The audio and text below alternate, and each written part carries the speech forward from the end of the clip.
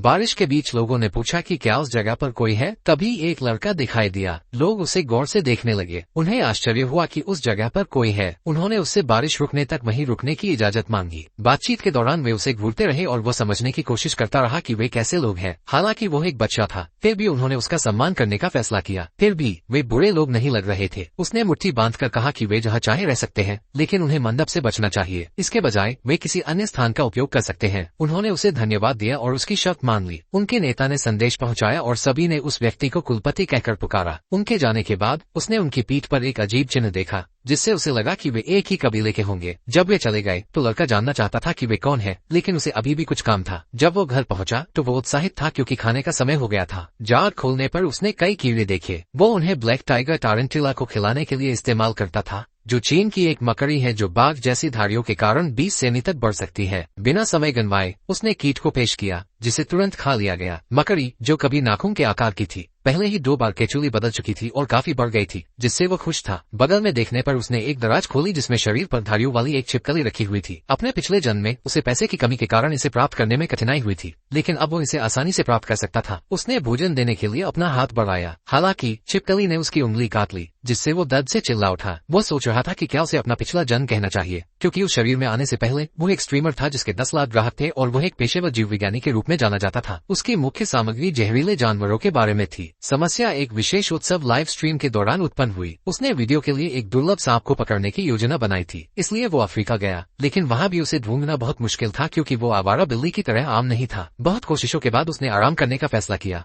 लेकिन उसकी चाट उसे फिर से कोशिश करने के लिए प्रेरित करती रही। खोजते खोजते उसकी नजर फ्रिज पर लिपटे सांप पर पड़ी। पलक झपकते ही उसे सांप ने काट लिया, जिससे वो उस दुनिया में पहुंच गया। उसे गुस्सा आ गया क्योंकि उसने उसे ढूंढने में बहुत मेहनत की थी। अचानक उसे कुलपति ने बुलाया। दरवाजा खोलकर उसने पूछा कि क्या कुछ गड़बड़ है, लेकिन ऐसा लग रहा था कि कुलपति उसे आश्रय के लिए धन्यवाद देना चाहते थे और उसे हिरण का मांस खाने के लिए आमंत्रित करना चाहते थे। मांस सुनकर ही वो उत्साहित हो गया क्योंकि वो आमतौर पर केवल कीड़े खाता था। आभारी होकर वो कुलपति के पीछे पीछे गया और मांस पकता हुआ दिखने लगा। कुलपति ने सुझाव दिया कि वे प्रतीक्षा करते हुए बात करें। कुलपति ने उसकी उम्र पूछी और उसने उत्तर दिया कि वो शायद 14 या 15 साल का होगा, ये बताते हुए कि बचपन में उसका सिर टकरा गया था और उसकी कुछ याददाश्त चली गई थी। अंत में कुलपति ने जानना चाहा कि क्या वो हमेशा से वहां रहता था। उसने उत्तर दिया कि वो अपना समय सांप पकड़ने और उनकी खाल बेचने में बिताता है, जिससे कुलपति चिंतित हो गए। हालांकि लड़के ने उसे आश्वस्त किया कि यह ठीक है क्योंकि उसे पहले से ही इस काम का काफी अनुभव है। उसी समय एक बूढ़ा व्यक्ति आया और उसने घोषणा की कि मांस तैयार है। उसने मांस लड़के को दिया जिसने खाने से पहले उसे धन्यवाद दिया। बहुत प्रसन्न महसूस कर रहा था। जब वे खा रहे थे, कुलपति ने लड़के से पूछा कि क्या लड़के ने उस क्षेत्र में कुछ अजीब देखा है। इस प्रश्न ने उसे भ्रमित कर दिया। बूढ़े व्यक्ति ने तब लड़के को सब कुछ बताने का सुझाव दिया, ये तब देते हुए कि इससे कोई समस्या नहीं होगी क्योंकि वो अकेला था और मामले को जटिल नहीं बना सकता था। कुलपति ने बताया कि वे एक सेंटीपीड की तलाश कर रहे थे जिसके शरीर पर नीला धब्बा था। ये जानकारी सुनकर लड़का हैरान रह गया। उसने तुरंत उस प्राणी के आकार की कल्पना करना शुरू कर दिया। वो ये जानकर चकित रह गया कि वो प्राणी अपने आकार के किसी व्यक्ति को निगल सकता है। बूढ़े व्यक्ति ने लड़के को आश्वस्त किया कि वे उसे पकड़ने के लिए तैयार है। इससे उसे लगा कि शायद उन्हें सेंटीपीड पालना चाहिए, जिससे दोनों आदमी हंस पड़े। उन्होंने कहा कि वो मजाकिया है, लेकिन ये भी बताया कि सेंटीपीड का इस्तेमाल दवा के रूप में किया जाएगा, जिससे लड़का और भी उलझन में पड़ गया। उसका मानना था कि व्यापारी आमतौर पर सेंटीपीड का इस्तेमाल दवा बनाने के लिए करते हैं, इसलिए वो समझ नहीं पा रहा था कि इसका इस्तेमाल दवा के रूप में कैसे किया जा सकता है। सोचने के बाद कुलपति ने समझाया कि उन्हें उस प्राणी के आंतरिक कोड की आवश्यकता है, क्योंकि यह उनकी पोती को बचाने का एकमात्र तरीका था। लड़का सोच में पड़ गया, लेकिन दवा के रूप में सेंटीपीड की प्रभावशीलता को लेकर संशय में था। फिर भी वो कुछ नहीं कर सकता था और एक तरह से उसे उस जानवर के लिए दया आ रही थी। उसने कुलपति से पूछा कि क्या उसने उस सेंटीपीड को देखा है, लेकिन जवाब नहीं था। इसके बावजूद लड़के ने कहा कि वो जानता है कि उसे कैसे खोजना है। उसे अपनी क्षमता पर भरोसा था, क्योंकि मौजूदा लाखों प्रजातियों में से लगभग 20,000 अपने जहर के लिए जानी जाती है और उसे उनमें से प्रत्येक के बारे में जानकारी थी, जो कि उसके सेंटीपीड विश्वकोश के कारण थी। किताब के पन्ने पलटते पलटते उसे अपने तरीके से सांप मिल ही गया। ये देखकर वे हैरान रह गए और पूछा कि वो कहाँ होगा, लेकिन उससे पहले उसे ये जानना था कि उन्होंने किन किन इलाकों में खोज की थी। उन्होंने बताया कि वो उत्तर और पूर्व में है और उत्तरी नदी को ध्यान में रखकर खोज की। ये समझना आसान था कि उन्हें वो क्यों नहीं मिला। इससे वे दोनों बहुत भ्रमित हो गए और उन्होंने उससे पूछा कि क्या वो इसका कारण बता सकता है। इस पर वो मान गया। सेंटीपीड ठंडे खून वाले होते हैं, इसलिए उन्हें रहने के लिए एक जगह की जरूरत होती है और तापमान और नमी को नियंत्रित करना होता है। दूसरे कीड़ों के विपरीत उन सेंटीपीडों की बाहरी परत बहुत कमजोर होती है और वे पानी वाले स्थानों से बचते हैं। उन्हें अधिक नमी की जरूरत होती है, लेकिन वे पानी के बिना ज्यादा देर नहीं रह सकते। हालांकि उन्हें पूरी तरह से भीगी हुई जगह पसंद नहीं होती। इस वजह से सेंटीपीड जंगलों या नदी के पास नहीं रहते थे। बूढ़े आदमी को अब भी यकीन नहीं हो रहा था, क्योंकि उसका मानना था कि सेंटीपीड दरारों और सड़ी हुई लकड़ी जैसी जगहों को पसंद करते हैं। नायक ने इस तथ्य को खारिज नहीं किया, क्योंकि वहाँ छोटे सेंटीपीड पाए जा सकते थे, लेकिन ये कारगर नहीं था, क्योंकि वो एक बड़े सेंटीपीड की तलाश में था। बड़े सेंटीपीड जंगलों या नदी के पास चट्टानों पर नहीं रह सकते, क्योंकि उनके पास छिपने के लिए जगह नहीं होती। विश्लेषण के बाद दोनों ने पूछा कि उन्हें नीला सेंटीपीड कहाँ मिल सकता है, और उसे आश्वासन दिया कि अगर वे सफल हुए तो वे उसे उदारतापूर्वक इनाम देंगे। मुस्कुराते हुए उसने कहा कि वे उसे रॉकी पर्वत में पश्चिम में पा सकते हैं, और उनकी ओर इशारा किया। उसने बताया कि सेंटीपीड आमतौर पर रात में उन चट्टानों पर आराम करते हैं। कुलपति का समूह सेंटीपीड की तलाश में पश्चिम की ओर बढ़ा। एक आवाज ने कुलपति को पुकारा और कहा कि लड़के का अनुमान गलत हो सकता है। चट्टान से उतरते हुए उन्होंने सुझाव दिया कि वे दिन के लिए आराम करें और एक फ्लेयर फायर करने का आदेश दिया। इस प्रकार फ्लेयर लॉन्च किया गया। कैंप फायर के पास उन्होंने प्रार्थना की कि लड़का सही हो। समूह के एक अन्य सदस्य ने सवाल किया कि वे सेंटीपीड को क्यों नहीं ढूंढ पाए। इस बीच कुलपति को अपनी बेटी का ख्याल आया, जो तान परिवार की प्रतिभा थी, और उसने चिंता व्यक्त की। मिलने के बाद वे दोनों कनखजूरे के बारे में बात करते रहे और उसे खोजने में असफल रहे। उन्होंने वॉन्ग से कुछ और महीने सहने को कहा। स्थिति पर विचार करते हुए कुलपति ने अगले दिन दक्षिण की खोज करने का सुझाव दिया, क्योंकि उन्हें अब तक कोई सुराग नहीं मिला था। अचानक बूढ़े व्यक्ति ने बिंदुओं को जोड़ा और हंस पड़े, क्योंकि उन्हें आखिरकार सब कुछ समझ आ गया था। स्थान शुरू से ही सही था, लेकिन कुलपति अभी भी भ्रमित थे और उन्होंने पूछा कि क्या उन्होंने कुछ देखा है। बूढ़े व्यक्ति ने इनकार कर दिया, ये कहते हुए कि उन्होंने कोई निशान या संकेत नहीं देखा। फिर भी उन्हें एहसास था कि कनखजूरा वहाँ था। इसके बावजूद उन्हें पिछले 3 दिनों में कुछ भी नहीं मिला, लेकिन कुछ ने कुलपति को चौंका दिया। बूढ़े व्यक्ति ने दावा किया कि यह समझ में आता है कि कुछ भी नहीं था, क्योंकि सब कुछ या तो भाग गया था या कनखजूरे का शिकार हो गया था। अपने बेटे के कंधे पर हाथ रखते हुए उन्होंने घोषणा की कि नीला कनखजूरा उस क्षेत्र में है और वे आखिरकार वन को बचा सकते हैं। इससे पहले कि वे इस खोज का जश्न मना पाते, धरती कांपने लगी। इससे सभी हाई अलर्ट पर आ गए, लेकिन इससे पहले कि वे कुछ समझ पाते, ऊपर की चट्टान टूट गई और नीले धब्बेदार सेंटीपीड निकल आया,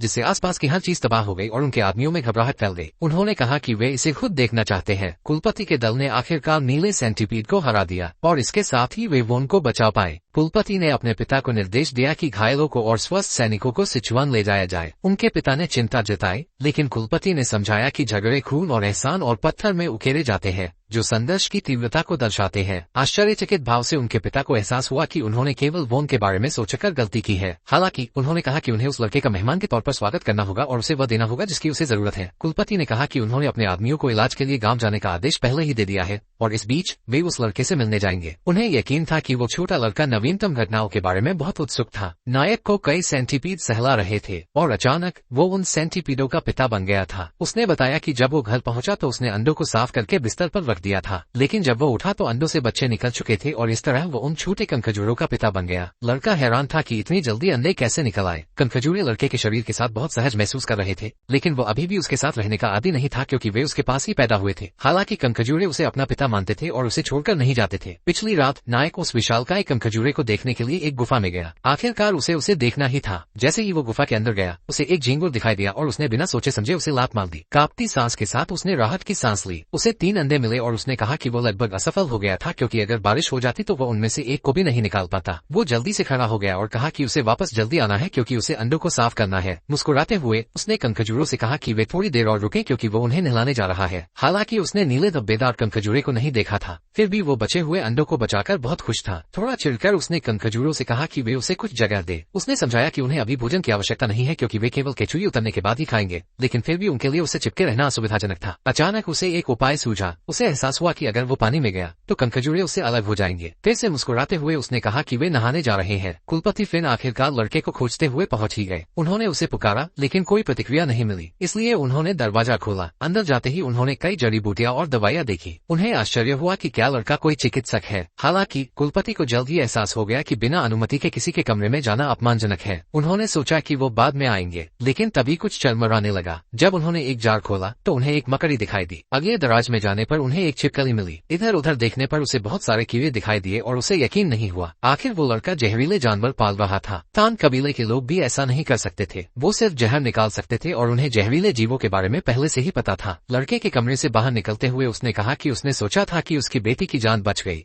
लेकिन उसने अपनी मुट्ठी भींचते हुए कहा कि शायद किस्मत का खेल वो लड़का खुद है। लड़के ने कुलपति को बुलाया और पूछा कि उसके हाथ को क्या हुआ है। उसने कहा कि कुछ खास गंभीर नहीं है, लेकिन इससे पहले कि वो कुछ और कह पाता उसने देखा कि दरवाजे से एक ऊर्जा आ रही है और खून का प्यासा एक आदमी बाहर निकला। कुलपति ने तुरंत लड़के को अपने पीछे धकेला और भागने को कहा। पलक झपकते ही वो आदमी कुलपति के पास आया और उनके हाथ पर वार किया, जिससे वो बहुत दूर जा गिरे। जमीन पर लेटे हुए कुलपति को एहसास हुआ कि वो आदमी उनके पिता के बराबर ही है और लड़के को लेकर चिंतित है। लेकिन जैसे ही धुआं छटा, छोटा लड़का सामने आया और उस आदमी ने उसे पकड़ लिया। उस आदमी ने बताया कि तान कबीले के लोग हैनान जा रहे हैं और उसने कहा कि असंख्य विषयों वाले दिव्य सम्राट के बेटे को इस तरह घायल और अकेला छोड़ना अपमानजनक है। कुलपति ने कहा कि वो उस आदमी को नहीं जानता और पूछा कि वो उस पर और लड़के पर हमला क्यों कर रहा है। उस आदमी ने अपनी लाल मुट्ठी की ओर इशारा करते हुए कहा कि उसका नाम ब्लड हैंड रोशासा है और दावा किया कि कुलपति के पिता ने ही उसे ऐसा बनाया है। कुलपति ने कहा कि वो आदमी सिर पर वार करने के बाद एक चट्टान से गिर गया था, लेकिन वो कैसे बच गया यह एक रहस्य बना हुआ है। फिर उसने उस आदमी से विनती की कि वो लड़के को नुकसान न पहुंचाए क्योंकि उसका उनसे कोई लेना देना नहीं है, और इसके बदले में उसने अपनी जान देने की पेशकश की। उस आदमी ने मना कर दिया और कहा कि वो तान कबीले से जुड़े किसी भी व्यक्ति को मार डालेगा। कुलपति के पास कोई चारा नहीं था क्योंकि वो आदमी लड़के को जाने नहीं देना चाहता था। बेहोश होने की कगार पर था। उसने उस आदमी से लड़के को छोड़ने की विनती की। अचानक लड़के से 3 सेंटीपीड निकले और उस आदमी को काट लिया। वो आदमी सेंटीपीड देखकर हैरान रह गया, लेकिन उसने कहा कि उसे परवाह नहीं है, वे अभी भी नाजुक थे। जैसे ही वो उन्हें कुचलने वाला था, जहर ने असर दिखाया और वो गिर पड़ा। डरकर लड़के ने सोचा कि क्या वो आदमी मर गया है और उसने कुलपति से पूछा कि क्या वो आदमी दुष्ट है। ये सुनकर कुलपति हैरान रह गए। उन्होंने कहा कि लड़का कोई साधारण मेहमान नहीं है, वो छोटा लड़का निश्चित रूप से तान कबीले का सदस्य होगा। उस रात लड़के ने कुलपति की सेवा की, जो लड़ाई में बुरी तरह घायल हो गए थे। कुलपति ने लड़के को धन्यवाद दिया और कुलपति से कहा कि वो उन्हें बताए कि उनके साथी कहाँ हैं, क्योंकि उन्हें उनकी हालत का पता लगाना था। लड़के को एहसास हुआ कि वो उसे अकेला नहीं छोड़ सकता क्योंकि उनके पास डॉक्टर को बुलाने का कोई तरीका नहीं था। लेकिन उस समय कुलपति ने जवाब दिया कि उसे चिंता करने की जरूरत नहीं है। ये सुनकर लड़के को आश्चर्य हुआ कि वो इतना खून खांसने के बाद भी इतना शांत कैसे हो सकता है। कुलपति ने कहा कि वो ठीक है क्योंकि वो एक मार्शल आर्टिस्ट है। लड़के को आश्चर्य हुआ और उसने पूछा कि क्या मार्शल आर्टिस्ट उड़ सकते हैं या चीजें फेंक सकते हैं। कुलपति ने पुष्टि की, लेकिन ये भी बताया कि हर कोई ऐसा नहीं कर सकता। लड़के को ये सब आश्चर्यजनक लगा क्योंकि वो दुनिया वाकई बहुत अलग थी, अन्यथा इतने बड़े सेंटीपीड का होना बहुत ही अजीब होता। कुलपति ने लड़के को उसकी जान बचाने के लिए फिर से धन्यवाद दिया और कहा कि वो औपचारिक रूप से अपना परिचय देगा। अपनी वर्तमान स्थिति में भी उसने बताया कि उसका नाम तान कबीले का तान कीलन है। लड़के ने तब अपना नाम वेई सोरियान बताया। कुलपति ने नाम की प्रशंसा की और टिप्पणी की कि उनके पास उसके लिए कई प्रश्न है। लड़के ने उसे आगे बढ़ने के लिए कहा। तान ने पूछा कि क्या वे सेंटीपीड जहरीले थे। लड़के ने उत्तर दिया, ये पुष्टि करते हुए कि वे सेंटीपीड युवा नीले धब्बे वाले सेंटीपीड थे। तान तुरंत खड़ा हुआ और पूछा कि उसने उन सेंटीपीडों को कैसे वश में किया। उसने उल्लेख किया कि उसने लड़के के कमरे में कई जहरीले जीव देखे थे और पूछा कि क्या उसने उन्हें पाला है। लड़के ने कहा कि यह एक लंबी कहानी है और कुलपति सुनने के लिए तैयार हो गए। फिर लड़के ने अंडों के बारे में बताना शुरू किया। कुलपति बहुत हैरान हुए और पूछा कि क्या उसने अंडों से जीवों को पाला है। लड़के ने पुष्टि की क्योंकि उसे पता था कि ये दोनों कब अंडे से बाहर आएंगे। एक बार फिर कुलपति प्रभावित हुए। लड़के ने बुजुर्ग से कुछ देर रुकने को कहा। उसने दराज खोली और तान को कुछ दिखाया। यह एक धारीदार छिपकली थी जिसके शरीर पर पीली धारियां थी और उसकी पूंछ पर कुछ सफेद धारियां थी। फिर उसने एक और छिपकली दिखाई जो सफेद धारियों वाली 2 छिपकलियों के संकरण से बनी थी। नतीजतन ये छिपकलियां केवल 2 रंगों की थी। कुलपति हैरान रह गए क्योंकि लड़के ने वो रंग भिन्नता बनाई थी। लड़के ने पूछा कि क्या उसे ये सुंदर लगता है। कुलपति ने पूछा कि क्या 2 जहरीले सांपों को मिलाकर एक और भी जहरीला सांप बनाना संभव होगा। लड़के ने कहा कि सैद्धांतिक रूप से यह संभव है,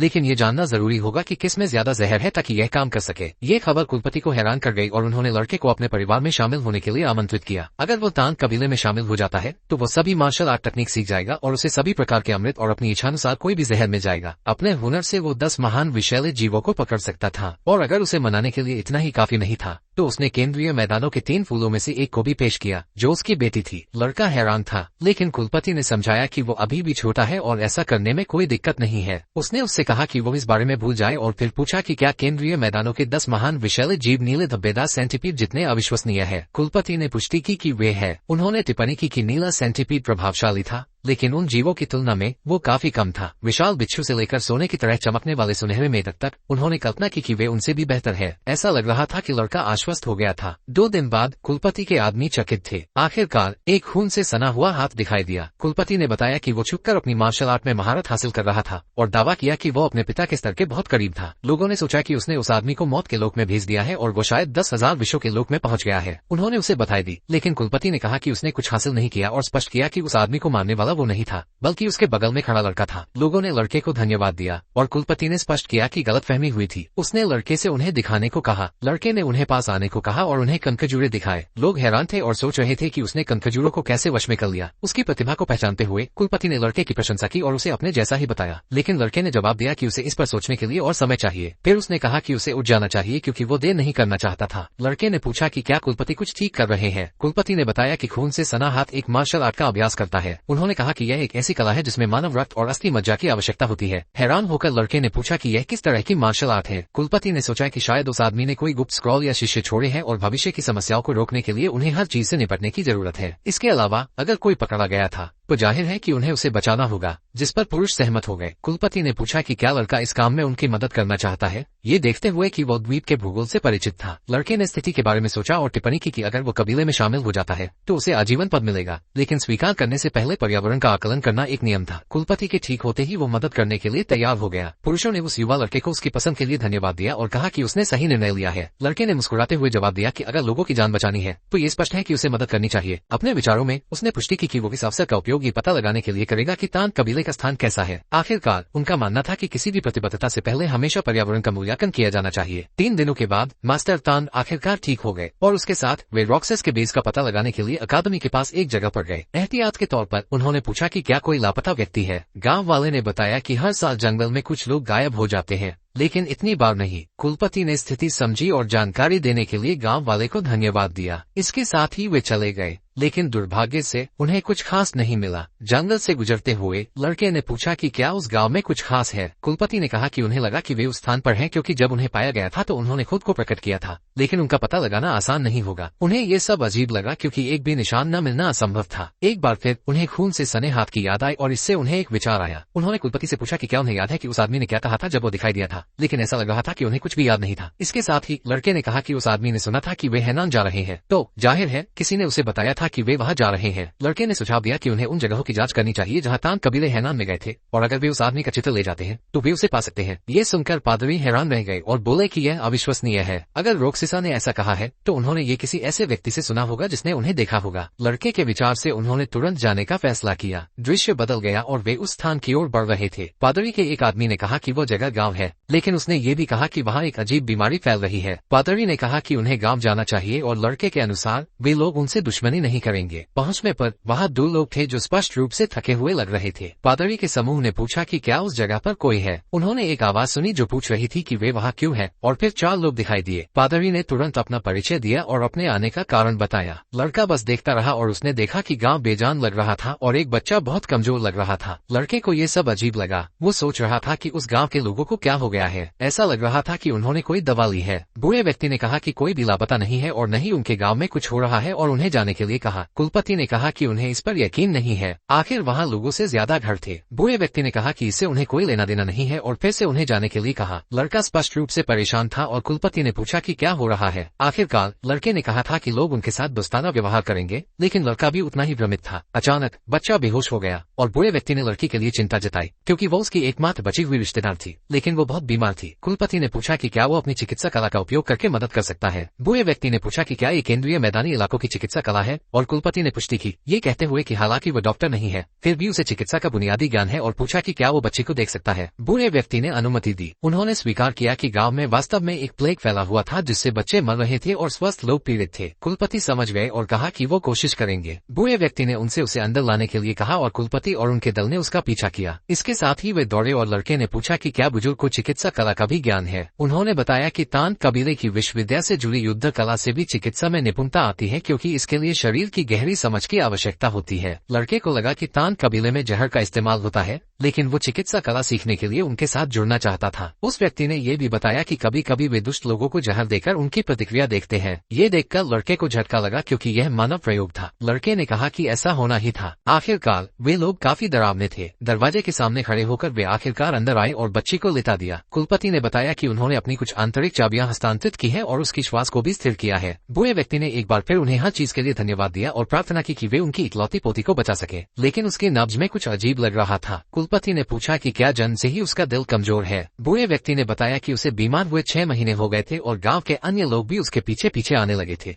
इसलिए उन्होंने इसे एक रहस्यमयी बीमारी कहा। इस वजह से उन्होंने उन्हें गांव के प्रवेश द्वार से पहले ही वापस जाने के लिए कहा था। कुलपति ने कहा कि वो हृदय की एक अच्छी दवा देंगे और पूछा कि क्या वो गांव वालों को इकट्ठा कर सकते हैं ताकि वे इसे आजमा सके। बूढ़े व्यक्ति ने उसे धन्यवाद दिया और कुलपति को राहत मिली। उस रात लड़के ने सब कुछ देखा। एक रात कुलपति के एक आदमी ने कहा कि उसने गांव वालों की देखभाल करने में कड़ी मेहनत की है और पूछा कि उन्हें क्या लक्षण है। कुलपति ने बताया कि वे काफी विचित्र थे। सुस्ती, सूजी हुई आंखें, हल्का बुखार और अनियमित नाड़ी। लक्षण सभी अलग अलग थे और शायद समस्या उनके दिल में थी। उस आदमी ने पूछा कि लड़का कहाँ है। लड़का थका हुआ था, सो गया था और कुलपति उसे अपने कमरे में छोड़ गए थे। उन्होंने कहा कि लड़का मार्शल आर्ट के बारे में कुछ भी जाने बिना उनके पीछे आया था, इसलिए उसके लिए थका हुआ होना सामान्य था। उन्होंने कहा कि लड़के ने बहुत काम किया था। कुलपति ने कहा कि वो जाकर लड़के को देखेगा और वो आदमी उसे ले जाने को तैयार हो गया। दरवाजा खोलने पर उन्होंने देखा कि लड़का अपने 3 कम खजूरों के साथ सो रहा है। कुलपति ने उसे देखा और कमरे में कदम रखते हुए लड़के की तरफ बढ़े और उसके चेहरे पर एक तमाचा जड़ दिया। लड़का हैरान रह गया और पूछने लगा कि क्या हुआ। कुलपति गुस्से में लड़के को घूरता रहा। अपने हाथ से उसके गाल को छूते हुए उसने पूछा कि उसने ऐसा क्यों किया, ये कहते हुए कि बहुत दर्द हो रहा है। लेकिन कुलपति ने बताया कि उसके चेहरे पर एक कीड़ा था और वो उसे पकड़ने की कोशिश कर रहा था। फिर भी नायक हैरान था। कुलपति ने कहा कि वो सोने से पहले उसे देखना चाहता था, लेकिन उसी समय जब वो सो रहा था उसके चेहरे पर एक कीड़ा आ गया था और चूंकि उस जगह पर बहुत सारे जहरीले कीड़े थे, इसलिए उसने सोचा कि उसे वहीं छोड़ना खतरनाक होगा और उसने सहज रूप से ऐसा किया। अपना हाथ दिखाते हुए उसने बताया कि कीड़ा बहुत बड़ा था। नायक हैरान था कि वो कीड़ा वहाँ क्यों था। उसी समय उसे कुछ एहसास हुआ। उन्होंने बताया कि मरीज कई बीमारियों से पीड़ित थे, लेकिन उन सभी में एक बात समान थी, हृदय संबंधी अतालता। हालांकि उन्होंने कहा कि गांव में बीमारी फैलने का कारण ठीक वही कीड़ा था जिससे कुलपति काफी हैरान थे। रेडोवियाट परिवार की एक प्रजाति किसिंग बग को आंखों और होठों के पास खून चूसने के लिए इसका नाम मिला। वे मच्छरों से भी शांत होते हैं और इस वजह से उन्हें वैम्पायर या हत्यारे कीड़े भी कहा जाता है। नायक ने बताया कि ये कीड़े जहरीले नहीं होते, लेकिन उनके पेट में हानिकारक परजीवी भरे होते हैं। जब वे लोगों को काटते हैं तो उनके मल के माध्यम से संक्रमण फैलता है। वे ट्रेपेनोसोमियासिस का कारण बनते हैं, जिसे आमतौर पर चागास रोग के रूप में जाना जाता है और मनुष्यों के लिए सबसे घातक जानवरों में से 7वें स्थान पर है। लड़के ने बूढ़े व्यक्ति से पूछा कि क्या गाँव के कुत्तों में भी इंसानों जैसे लक्षण दिखाई देते हैं, और बूढ़े व्यक्ति ने पुष्टि की, ये सोचकर कि क्या कीड़े के कारण भी ऐसा होता है। नायक ने पुष्टि की और कहा कि उसे लगभग यकीन है। बूढ़े व्यक्ति ने पूछा कि क्या वो उसकी पोती को बचा सकता है। लड़के ने कहा कि अगर उनके पास सही दवा हो तो यह संभव होगा। कुलपति ने धीरे से हंसते हुए कहा। जब लड़के के बारे में पूछा गया तो उस आदमी ने पुष्टि की कि उसे उसमें मूल्य दिखता है, जबकि नायक ने इस अवसर का लाभ उठाते हुए पूछा कि क्या कोई समस्या है। कुलपति ने कहा कि वे सिचुआन के तान परिवार से हैं, लेकिन ये बात लड़के को स्पष्ट रूप से भ्रमित कर देती है क्योंकि वो पहले से ही यह जानता था। कुलपति ने समझाया कि गू नाम की एक चीज होती है जिसे कुछ लोग परजीवी या जादू टोना से जोड़ते हैं, लेकिन वास्तव में ये दुष्ट लोगों द्वारा पाले गए कीड़े हैं। चीन में वे इन कीड़ों का उपयोग लोगों को दर्द देने या अपनी आज्ञा का पालन करने के लिए करते थे। नायक को लोगों को नियंत्रित करने का विचार दिलचस्प लगा, जिससे कुलपति सहमत थे। हालांकि उसके जैसे कई मार्शल आर्टिस्ट इनके कारण नष्ट हो चुके थे। कुछ को अपने ही बच्चों को मारने, अपने परिवारों को धोखा देने या उन लोगों के गुलाम बनने के लिए मजबूर होना पड़ा। पृष्ठभूमि में बूढ़ा व्यक्ति अपने बेटे के लिए विलाप कर रहा था। इस वजह से कई लोगों ने गू का मुकाबला करने के लिए एक मार्ग की तलाश की। ऐसा करने के लिए उन्हें ऐसी दवाओं की आवश्यकता थी जो शरीर से गू को बाहर निकाल सके या उन्हें भंग कर सके, जो उन्हें अंदर से मार डालेंगी। ये बात सुनकर नायक अवाक रह गया। कुलपति ने कहा कि अगर कोई इसका इलाज कर सकता है तो वो सिचुआन का तान परिवार ही होगा। उनके अनुसार वे ऐसी चीजों को आसानी से संभाल सकते हैं और वो छोटा सा कीड़ा उनके लिए कोई परेशानी नहीं होगा। उन्होंने श्राप को भंग करने में सक्षम एक गोला दिखाया। नायक ने आश्चर्यचकित होकर कहा कि यह वस्तु केवल एक परजीवी विरोधी दवा होने के बावजूद एक सुंदर नाम है। कुलपति ने बूढ़े व्यक्ति से कहा कि चिंता न करें क्योंकि वे उसकी पोती को बचा लेंगे। दृश्य बदल गया और गांव वाले धीरे धीरे ठीक हो रहे थे और बूढ़े व्यक्ति की पोती पहले से ही ठीक थी। गांव वालों का आतिथ्य एक अतिरिक्त पुरस्कार था और उनके प्रसन्नचित चेहरे को देखकर नायक ने निष्कर्ष निकाला कि उसके आशावादी व्यक्तित्व के बारे में अफवाहें सच थी। कुलपति ने पुष्टि करते हुए कहा कि यह लड़के की बदौलत है कि वे सफल हुए। यह वो था जिसने कारण खोजा था और इसलिए आभार उसका था, कुलपति का नहीं। गांव वालों ने लड़के को गांव का उद्धारक कहकर गर्मजोशी से धन्यवाद दिया। नायक ने कहा कि यह तान परिवार की दवा थी जिसने गांव वालों को ठीक किया, लेकिन उन्होंने इसका श्रेय उसे दिया। अपने ऊपर सभी का धन्यवाद पाकर पितामह को लड़के से भी ज्यादा संतुष्टि हुई। हालांकि ईमानदारी से कहूं तो धन्यवाद पाने वाला वो नहीं था, लेकिन लड़के ने स्वीकार किया कि वह भी इस दृश्य से प्रभावित हुआ। गांव वालों ने खुशी मनाते हुए लड़के को हवा में उछाल दिया। कुछ देर बाद बूढ़े व्यक्ति ने पितामह से गांव के प्रवेश द्वार पर कही गई बात के बारे में पूछा। तो पितामह ने पूछा कि वो क्या था। उन्होंने पूछा कि क्या उन्हें लापता गांव वालों की तलाश याद है। पितामह ने पुष्टि की कि उन्हें याद है। बूढ़े व्यक्ति ने कहा कि वो यथासंभव एहसान चुकाना चाहते हैं और उन्होंने मामले की जांच की है, जिससे उन्हें एक अजीब कहानी सुनने को मिली। गांव की महिलाओं में से एक, जो दूसरे गांव से आई थी, ने बताया कि वर्षों पहले उनके पैतृक गांव में एक त्रासदी हुई थी जिसमें कई लोग लापता हो गए थे। अपने विचारों में पितामह को एहसास हुआ कि उन्होंने उन्हें ढूंढ लिया है और तुरंत पूछा कि वो गांव कहाँ है। बूढ़े व्यक्ति ने उत्तर दिया कि यह पश्चिम में एक छोटा सा गांव है। दृश्य फिर से बदल गया, जिससे पितामह का दल उस ओर जाता हुआ दिखाई दिया। तभी हवा में लाशों की बदबू फैल गई और उसके एक आदमी ने पुष्टि की कि यह वही जगह है।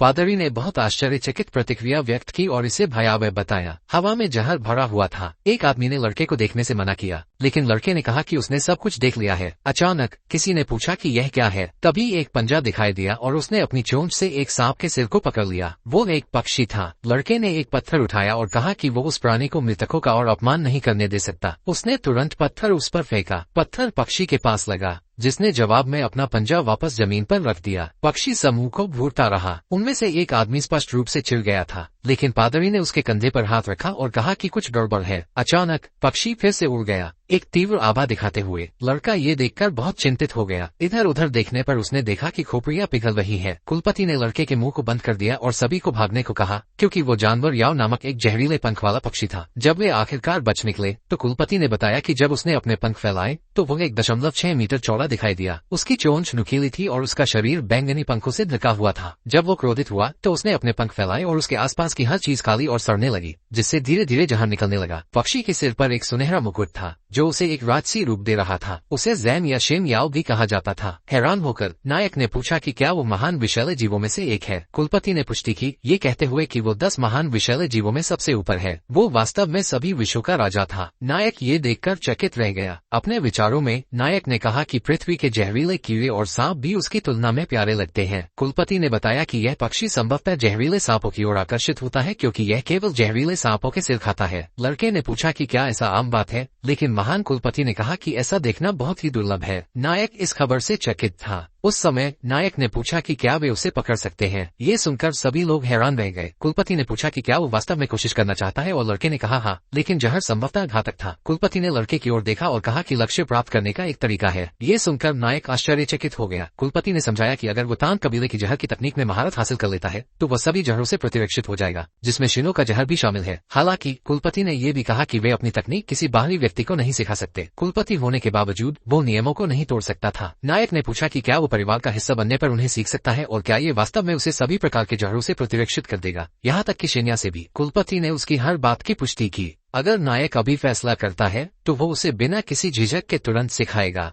लेकिन लड़के को भी उसे एक उपहार देना होगा। चेहरे पर मुस्कान के साथ कुलपति ने कहा कि अगर लड़के ने फैसला करने में बहुत देर की तो उसे भी सोचने के लिए समय चाहिए। इससे नायक के पास कोई विकल्प नहीं बचा। कबीले के नए सदस्य के रूप में वो कुलपति के मार्गदर्शन का बेसब्री से इंतजार कर रहा था, जिससे कुलपति के चेहरे पर मुस्कान आ गई। कुलपति ने घोषणा की कि उस पल से लड़का उनके परिवार का हिस्सा था। दृश्य बदल गया। खून से सने हाथ के निशान थे। उसी समय किसी ने कुलपति को एक नोटबुक हाथ में लेकर बुलाया। उन्होंने कहा कि उन्हें ये गुफा में मिली है। कुलपति ने खून से सने लेखन को देखा। यह निश्चित रूप से खूनी हाथ की गुप्त तकनीक थी। नायक सदमे में था। किताब को दूर रखते हुए कुलपति ने कहा कि उन्हें वापस जाना चाहिए, लेकिन नायक ने सवाल किया कि क्यों। कुलपति ने जवाब दिया कि उन्हें तुरंत वापस जाना चाहिए, क्योंकि उन्होंने नीले सेंटीपीड का कोड और गुप्त पुस्तिका अपने पास रख ली है। लड़के ने पूछा कि क्या वे मंदिर के पास से गुजर सकते हैं, क्योंकि वो अपने दोस्तों को मुक्त करना चाहता था। कुलपति पूरी तरह से समझ गए। उन्होंने कहा कि उन्हें भी अपना सामान इकट्ठा करना होगा। जैसे ही वे जाने लगे, नायक ने कुछ देखा। उसने कहा कि वहाँ कुछ है और आगे की ओर इशारा किया। जैसे ही वे पास पहुंचे, उन्होंने देखा कि यह एक पक्षी का पंख था जो एक मजबूत आभा बिखेर रहा था। कुलपति ने उसे उठा लिया। उन्होंने कहा कि यह लड़के के लिए एक यादगार उपहार होगा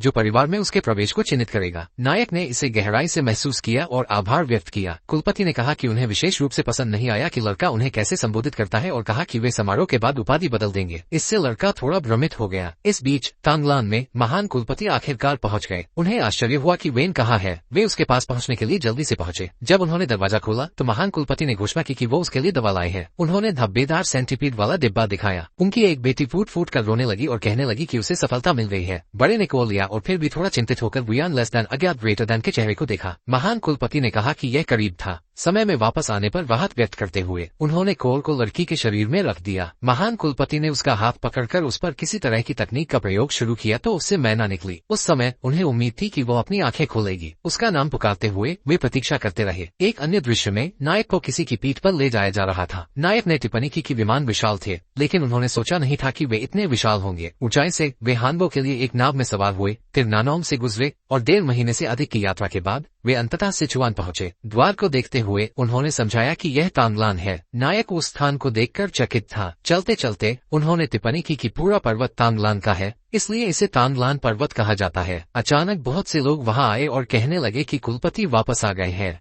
नायक भ्रमित था। उसने देखा कि वहां कितने लोग हैं और सोच रहा था कि क्या वे सभी तान कबीले के हैं। भीड़ के बीच लाल रंग के कपड़े पहने एक लड़की दिखाई दी। वो सीधे अपने पिता के पास दौड़ी। नायक उसे विस्मय से देखता रहा। इस बीच उसके पिता ने कहा कि वो जीवित है। उसने अपने पिता से माफी मांगी और उन्हें कसकर गले लगाया। लड़का बस देखता रहा और सोच रहा था कि क्या वो सचमुच ऐसी दिखती है। उसने कहा कि पिछले जन्म में उसने एक सेलिब्रिटी को डेट किया था, लेकिन उसने पहले कभी किसी को इतनी तेजों में आभा के साथ नहीं देखा। कुलपति ने लड़के से कहा कि वो किसी से उसका परिचय कराना चाहता है। उसने कहा कि वो उसकी बेटी है जिसे उसने फूल कहा था। लड़की बुरी तरह शर्मा गई। कुलपति ने बताया कि वो वही फूल है जिसे उसने अनदेखा किया था। दोनों एक दूसरे को भूलने लगे। उस पल नायक को सब कुछ याद आ गया। एक अन्य दृश्य में हमें कबीले की इकलौती बेटी जहरीले फूल तान वॉन को दिखाया गया। उसके सिर पर एक ऐसा बोझ था जिसके बारे में कोई नहीं जानता था। छुपते छुपते उसने बड़ों की बातचीत सुनी जिसमें वे उसकी प्रतिभा पर संदेह कर रहे थे, लेकिन उसका रूप देखकर उसकी सारी शंकाएं दूर हो गई। बूढ़े ने कहा कि एक योग्य दामाद ढूंढना अच्छा होगा, लेकिन उसने कुलपति को दूसरी शादी करने का सुझाव पहले ही दे दिया था। हालांकि वो इस विचार के खिलाफ था। इस बीच लड़की ने कहा कि उसके माता पिता गलत नहीं थे। तान वुआन कबीले के बड़ों को ये साबित करना चाहती थी। अपने परिवार की मार्शल आर्ट में महान उपलब्धियां हासिल करने के बाद वो ये साबित करना चाहती थी कि वो पुरुष न होने के बावजूद परिवार के लिए बहुत कुछ कर सकती है। लेकिन जैसा कि कहा जाता है, जल्दबाजी में नुकसान होता है और अगर आप अधीर हैं तो आप निश्चित रूप से अपना रास्ता खो देंगे। यह अधीरता ही थी जिसके कारण एक आंतरिक दानव उत्पन्न हुआ। इस आंतरिक दानव के कारण एक प्रमुख विकार उत्पन्न हुआ। उसी समय लड़की ने अपनी आंखें खोली। उसने देखा कि वो कई लोगों से घिरी हुई थी। उसे सुरक्षित देखकर उसकी माँ बहुत खुश हुई। उसकी आंखों से आंसू बह रहे थे। उसने अपनी माँ से माफी मांगी और कहा कि वो केवल कबीले के लिए उपयोगी बनना चाहती थी। लड़की ने कहा कि उसने अपनी सारी आंतरिक चाबियां खो दी हैं,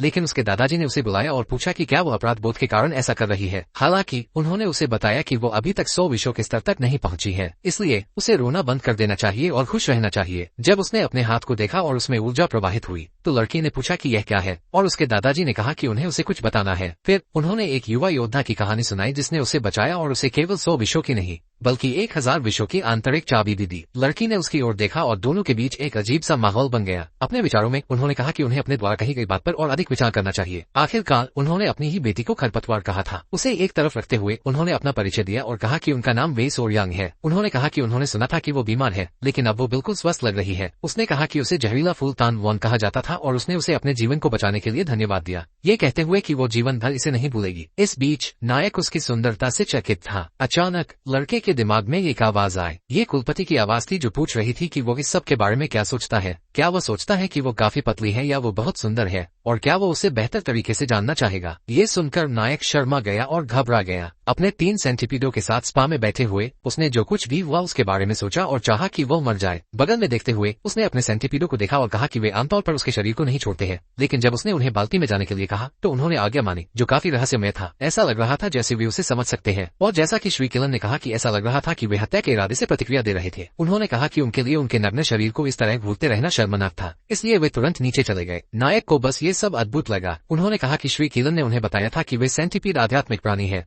इसलिए उन्होंने सोचा कि उन्हें उनके बारे में बाद में पूछना चाहिए। ऊपर देखते हुए उसने कहा कि कुलपति की बातों के कारण वो शांत नहीं हो सका। हम एक और दृश्य में जाते हैं जहां वे चारों कमरे में थे। कुलपति ने कहा कि वो लड़के को एक कमरा देगा। उसके पिता ने पूछा कि क्या लड़का इतना प्रतिभाशाली है, और उसने पुष्टि की। वे सहयोग से मिले थे, लेकिन उसकी मदद बहुत अच्छी थी। उन्होंने टिप्पणी की कि युवक का ज्ञान प्रभावशाली था और उसने रक्त और रोग सिसा को भी मार डाला था। इसके अलावा उसने एक पौराणिक आध्यात्मिक प्राणी को पाया था और उसके ऊपर उसने अपने दम पर नीले रंग के सेंटीपीड के अंडों को सेया था। यह निश्चित रूप से दोनों को आश्चर्यचकित कर गया। उसके पिता ने कहा कि उन्होंने कभी नहीं सोचा था कि वे ऐसा खजाना पा सकेंगे। फिर कुलपति ने अपनी बेटी को बुलाया और कहा कि वो उस युवा योद्धा को अपना पति बनाना चाहता है, और पूछा कि वो क्या सोचती है। जब वो इस पर विचार कर रही थी तो कमरे में सन्नाटा छा गया। उसने सोचा कि वो अपने कबीले के लिए और अधिक उपयोगी होना चाहती है। आखिरकार उसने अभी अभी 100 विषयों से परे संविधान प्राप्त किया था। उसने कहा कि वह भी तान वंश की है और जानती है कि उसके पिता का क्या मतलब है। फिर भी अगर वो आदमी वाकई उसके लायक है तो वो खुद पता लगा लेगी। ये कहकर वो उठ खड़ी हुई और सबको बेचैन करके कमरे से बाहर चली गई। कुलपति ने युवा योद्धा को सावधान रहने को कहा। वो गुलाब जितना सुंदर था उसमें नुकीले कांटे भी थे। भागते हुए उसने कहा कि आखिरकार उसने हजारों जहरों का संविधान प्राप्त कर लिया है और अगर वो सामने आए तो बड़े बुजुर्ग उसे कभी पहचान नहीं पाएंगे। उसने कहा कि वो उस व्यक्ति की योग्यता से लेकर उसके व्यक्तित्व तक की पूरी तरह से जांच करेगी। जब नायक बैठा ये सोच रहा था कि उसे क्या करना चाहिए तो उसने कहा कि लड़की शायद उसे दुश्मनी रखती है। उसने कनखजूरे से पूछा कि उसे क्या करना चाहिए। अचानक पीछे से आती हुई लड़की ने उसे पुकारा।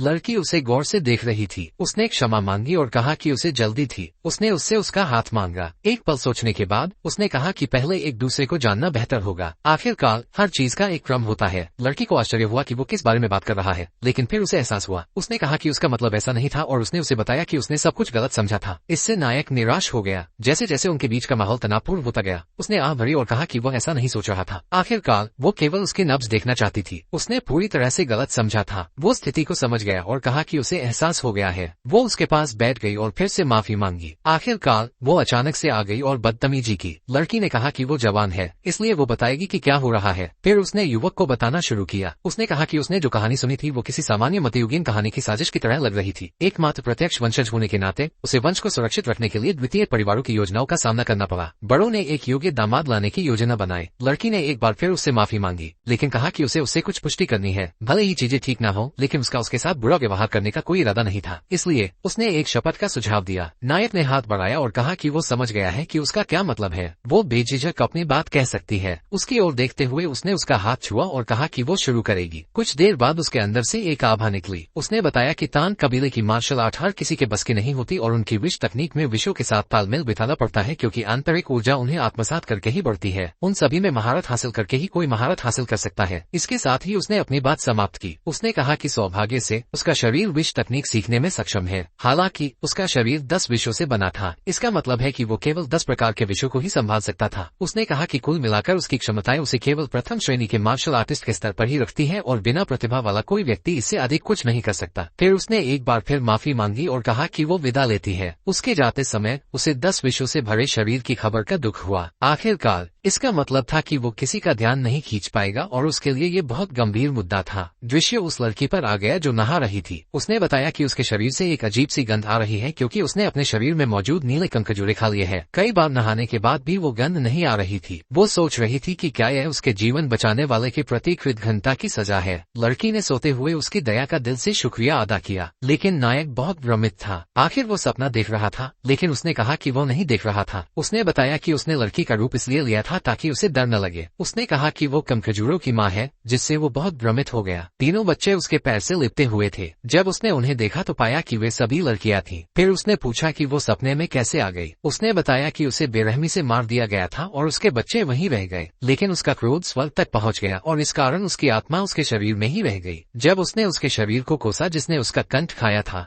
तो उसके क्रोध को दूर करने का एक अवसर मिल गया। वो उसके सपने में आ पाई थी।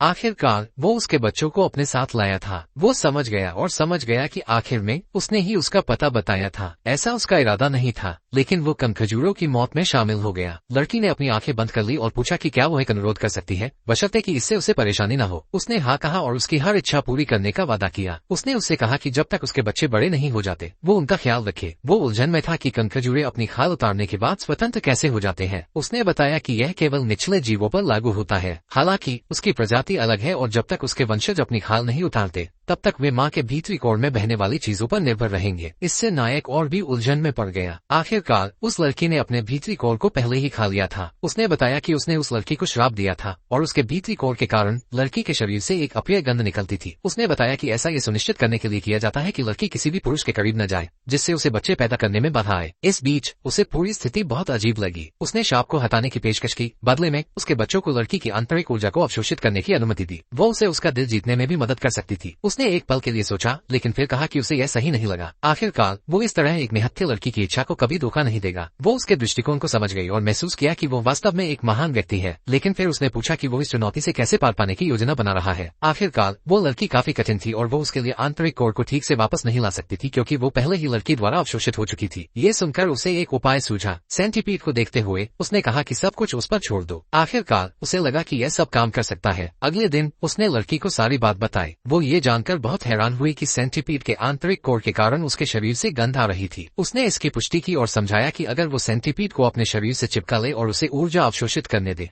तो गंध अपने आप गायब हो जाएगी। लड़की ने हिचकिचाते हुए पूछा कि क्या बदले में कुछ मांगे बिना मदद करना ठीक रहेगा। आखिरकार उसे इसके लिए आसानी से पुरस्कृत किया जा सकता था। उसने मुस्कुराते हुए कहा कि वो कभी भी किसी महिला की स्थिति का फायदा उठाकर ऐसा नहीं करेगा। बेईमानी से इनकार करते हुए लड़की ने जवाब दिया कि उस स्थिति में वो बदले में कुछ भी दिए बिना उसकी दया को स्वीकार करना जारी नहीं रख सकती। फिर उसने कहा कि वो अपने पिता की बातों पर गंभीरता से विचार करेगी। उसे देखते हुए उसे एहसास हुआ कि प्रतिभा या मार्शल कौशल से भी अधिक मूल्यवान चीजें हैं। ये कहते हुए नायक एक पल के लिए रुक गया। उसने उल्लेख किया कि उसने कहा था कि उसका शरीर केवल 10 विषों को अवशोषित कर सकता है, जिसकी उसने पुष्टि की। फिर उसने कहा कि वो इसे 10 सबसे जहरीले जीवों के विष से भरना चाहता है। ये स्पष्ट रूप से उसे आश्चर्यचकित कर गया। आखिरकार वो उसके लिए मजबूत बनना चाहता था, जिससे वो गहराई से शर्मा गई। मुरीन के 3 फूलों में से एक के लिए ये पहली बार था जब किसी पुरुष ने उसके सामने इतनी साहसिक स्वीकारोक्ति की थी। एक दूसरे को देखने के बाद उसने पूछा कि क्या वो जानता है कि उसने अभी क्या कहा था। उसने जवाब दिया कि उसे नहीं लगता। हालांकि उसने बताया कि यह रास्ता बहुत ही कठिन और चुनौतीपूर्ण है और इसमें शायद सालों लगेंगे। उसे ये जानकर हैरानी हुई कि इसमें इतना समय लगेगा। लड़की घबरा गई और उसने अपना चेहरा ढंक लिया। उसने जोर देकर कहा कि वो अभी केवल 15 साल का है और 3 साल बाद उसकी शादी की उम्र हो जाएगी। उसने कहा कि अगर वो 10 बड़े जहरीले जीवों में से कम एक को भी संभालने में कामयाब हो जाता है तो वह मान जाएगी। उसने शर्माते हुए कहा कि अगर वो कामयाब हो जाता है तो उसके लिए उससे शादी करने का मौका जरूर होगा और वो किसी भी हालत में उसका साथ देगी। फिर वो जल्दी से चली गई, लेकिन उससे पहले उसने उसे वापस बुलाया। लड़के ने सुझाव दिया कि वो अभी जीवों को अपने पास रखे और कुछ घंटे और रुक जाए। वो वापस आए, फिर भी वो थोड़ी शर्मा रही थी। उसने उसे आश्वस्त किया कि वो ज्यादा चिंता न करे। आखिरकार वे आसानी से स्वतंत्र नहीं होते। अपने छोटे बच्चों को पुकारते हुए उसने उन्हें अपनी माँ के पास जाने के लिए कहा। ये सुनकर वो बहुत उलझन में पड़ गई, लेकिन उसने स्पष्ट किया कि उसका ऐसा इरादा नहीं था। इस बीच हॉल में तीनों उस जवान योद्धा के बारे में चर्चा कर रहे थे, क्योंकि ऐसा लग रहा था कि वो लड़की का दिल नहीं जीत पाएगा। महान कुलपति ने पूछा कि क्या उसे लगता है कि दोनों के बीच कुछ चल रहा है, क्योंकि उसने उन्हें साथ देखा था। लेकिन उसने जवाब दिया कि जवान योद्धा को लड़की ने अस्वीकार कर दिया था। वे स्थिति पर विचार करते रहे। महान कुलपति ने निष्कर्ष निकाला कि विवाह के लिए मजबूर करना सही नहीं होगा और दोनों को स्वाभाविक रूप से एक दूसरे के लिए भावनाएं विकसित करने देना बेहतर होगा। महिला ने सुझाव दिया कि वॉन को उसकी मार्शल आर्ट की ट्रेनिंग की देखभाल करने दे ताकि वे एक साथ समय बिता सके और करीब आ सके। उन्हें पता लगाना चाहिए कि क्या बुद्धिमान बुजुर्ग चिकित्सक शुद्ध करने वाली मज्जा और सार अमृत दे सकते हैं। बेटे ने कहा कि यह संभव नहीं होगा क्योंकि हनन भी ऐसा करने में सक्षम नहीं है। हान ने सहमति जताई कि यह सच है। अचानक हान आ गया। उन्होंने पूछा कि वो इस समय क्यों आए हैं। उसने अंदर आने को कहा। लड़की शर्मिंदा महसूस कर रही थी। उसने देखा कि वे तीनों अभी भी कमरे में थे। उसने कहा कि उसे उन्हें कुछ बताना है। शर्माते हुए उसने कहा कि वो वही करेगी जो उसके पिता ने कहा है। ये सुनकर वो हैरान रह गया। उसने पूछा कि उसका क्या मतलब है, क्योंकि उसे याद भी नहीं था कि उसने क्या कहा था। इस बीच जिज्ञासु महिला ने पूछा कि युवा योद्धा ने उसका ध्यान कैसे आकर्षित किया। लड़की अभी भी असहज थी। वो इतनी शर्मिंदा थी कि वो मुश्किल से बोल पा रही थी,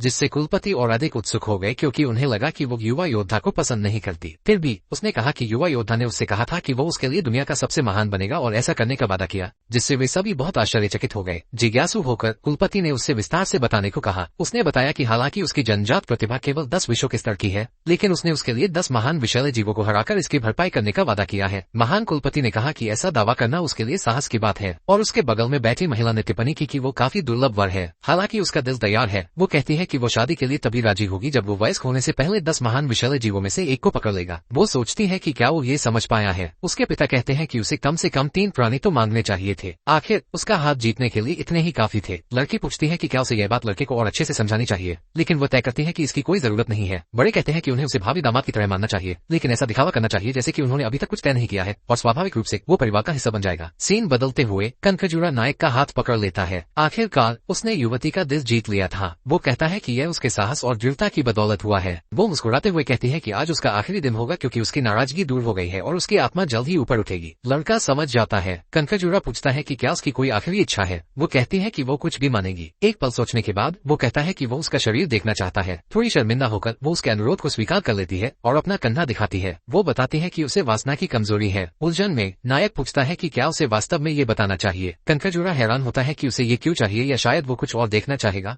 लेकिन वो स्पष्ट करता है कि ऐसा नहीं है। वो कहता है कि वो वास्तव में उसका कनखजूरा रूप देखना चाहता है। ये कनखजूरा स्पष्ट रूप से भ्रमित हो जाता है। वो कहती है कि अगर ऐसा है तो कोई समस्या नहीं है। एक धुएं का बम फटता है। इसके साथ ही कनखजूरा प्रकट होता है। वो पूछती है कि क्या यह उसके लिए पर्याप्त है। भावुक होकर वो कहता है कि यह बहुत बड़ा है। वो पूछती है कि क्या वो उसे छूना चाहेगा। फिर नायक पूछता है कि क्या ये जलरोधक है, और आश्चर्य होता है कि इतनी बड़ी चीज अपने जोड़ों को कैसे सहारा देती है। वो देखता है कि कनखजूरा अपने अगले पैर को आगे बढ़ाता है और वो पूछता है कि क्या वो उसके पैरों को छू सकता है। वो पूछता है कि उसका जहर कितना तेज है, और वो चीजों को देखने के लिए अपने एंटीना का उपयोग कैसे करती है। उस समय वो कहता है कि वो वास्तव में उसके नुकीले दांतों को छूना चाहता है, हालांकि वो जानता है कि यह खतरनाक है। हालांकि वो उसे याद दिलाता है कि उसने किसी भी अनुरोध को पूरा करने का वादा किया था। कनखजूरा हैरान हो जाता है कि वो किस बारे में बात कर रहा है और खुद से सोचता है कि क्या उसकी बेटियां वास्तव में ठीक होंगी। आखिरकार लड़का हर उस चीज को छूता है जो सामान्य नहीं है। कुलपति लड़के को बुलाते हैं। वो कहते हैं कि उन्होंने वोन से सब कुछ सुना है और अब से उसे उनके दामाद के रूप में माना जाएगा। नायक भ्रमित है, लेकिन कुलपति समझाते हैं कि जब वो वयस्क हो जाएगा तो शादी स्वाभाविक रूप से हो जाएगी। हालांकि नायक के लिए यह मुख्य चिंता का विषय नहीं है। मुस्कुराता है। महान कुलपति के बगल में बैठी महिला कहती है कि वो उसकी सास होगी और बुजुर्ग कहते हैं कि उसकी शादी पहले ही तय हो चुकी है। नायक हा को देखता है जो मुस्कुरा रहा है। ये सब लड़के को काफी भ्रमित करता है क्योंकि आमतौर पर शादी के लिए कुछ शर्तें होती है। वो कहता है कि उसे अभी के लिए इसके साथ जाना चाहिए और कमरे में सभी के मार्गदर्शन पर भरोसा करना चाहिए। चारों ओर देखने पर सब कुछ योजना के अनुसार होता हुआ प्रतीत होता है। उसी समय कुलपति कहते हैं कि तान कबीले की विषैली कला सीखने से पहले लड़के को पहले कुछ देखना होगा। नायक पूछता है कि वो क्या है। दोनों मुस्कुराते हुए कहते हैं कि ये 10,000 विश्व का हॉल है। उन्होंने उसे आश्वासन दिया कि यह कुछ ऐसा होगा जो उसे बहुत पसंद आएगा। चलते चलते उन्होंने बताया कि इस पल का सभी को इंतजार था। महान कुलपति ने बताया कि 10,000 विश्व के हॉल में पहला कदम रखना परिवार की एक अनमोल परंपरा थी, जिससे नायक बहुत उत्साहित हो गया। यह एक ऐसी जगह थी जहां 10,000 तरह के विष एकत्र किए गए थे। एक पल के लिए लड़के ने देखा कि वो बहुत सुंदर है, जिससे नायक आश्चर्यचकित रह गया। उसने कहा कि ऐसी सुंदरता को बगल से ही निहारा जा सकता है जैसे कि कोई लाइव फोटोशूट हो। उसके ससुराल वालों ने अपने होने वाले दामाद के चेहरे को देखकर खुशी जताई। कुलपति ने देखा कि वो उसे बहुत अधिक घूर रहा था। उन्होंने कहा कि लड़का अभी भी विचलित होकर एज को देख रहा था। ऐसा लग रहा था कि वो उस पर मोहित है। उन्होंने उसे याद दिलाया कि वो कहाँ चल रहा है। थोड़ी देर बाद वे 10,000 विश्व के हॉल में पहुंचे जहां 2 पहरेदारों के साथ कोई उनका इंतजार कर रहा था। पहरेदारों ने तुरंत महान कुलपति का स्वागत किया। उन्होंने उन्हें द्वार खोलने का निर्देश दिया। नायक ने टिप्पणी की कि मध्ययुगीन युग से मिलती जुलती किसी जगह के बावजूद उस जगह की सुरक्षा काफी सख्त थी। उस आदमी ने गेट खोलने का आदेश दिया और 2 गार्डों ने तुरंत उन्हें खोलना शुरू कर दिया। काफी प्रयास के बाद आदमी ने देखा कि वे सामान्य से अधिक तेजी से गेट खोल रहे थे। उसने उन्हें आगे बढ़ने के लिए कहा। नायक ने जो कुछ भी देखा उसे देखकर अवाक रह गया। महान कुलपति ने बताया कि दरवाजे लोहे के बने थे और केस स्टील से बने थे और उन्हें खोलना भी एक बड़े सम्मान की बात मानी जाती थी। फिर उन्होंने घोषणा की कि वे आखिरकार पहुंच ही गए हैं। जैसे ही वे अंदर दाखिल हुए, बुजुर्ग ने बताया कि यह तान कबीले का खजाना है जहां वे अपने सभी जहर जमा करते थे। महान कुलपति ने लड़के को 10,000 जहरों के हॉल से परिचित कराया, जिसे 10,000 जहरों के कक्ष के रूप में भी जाना जाता है,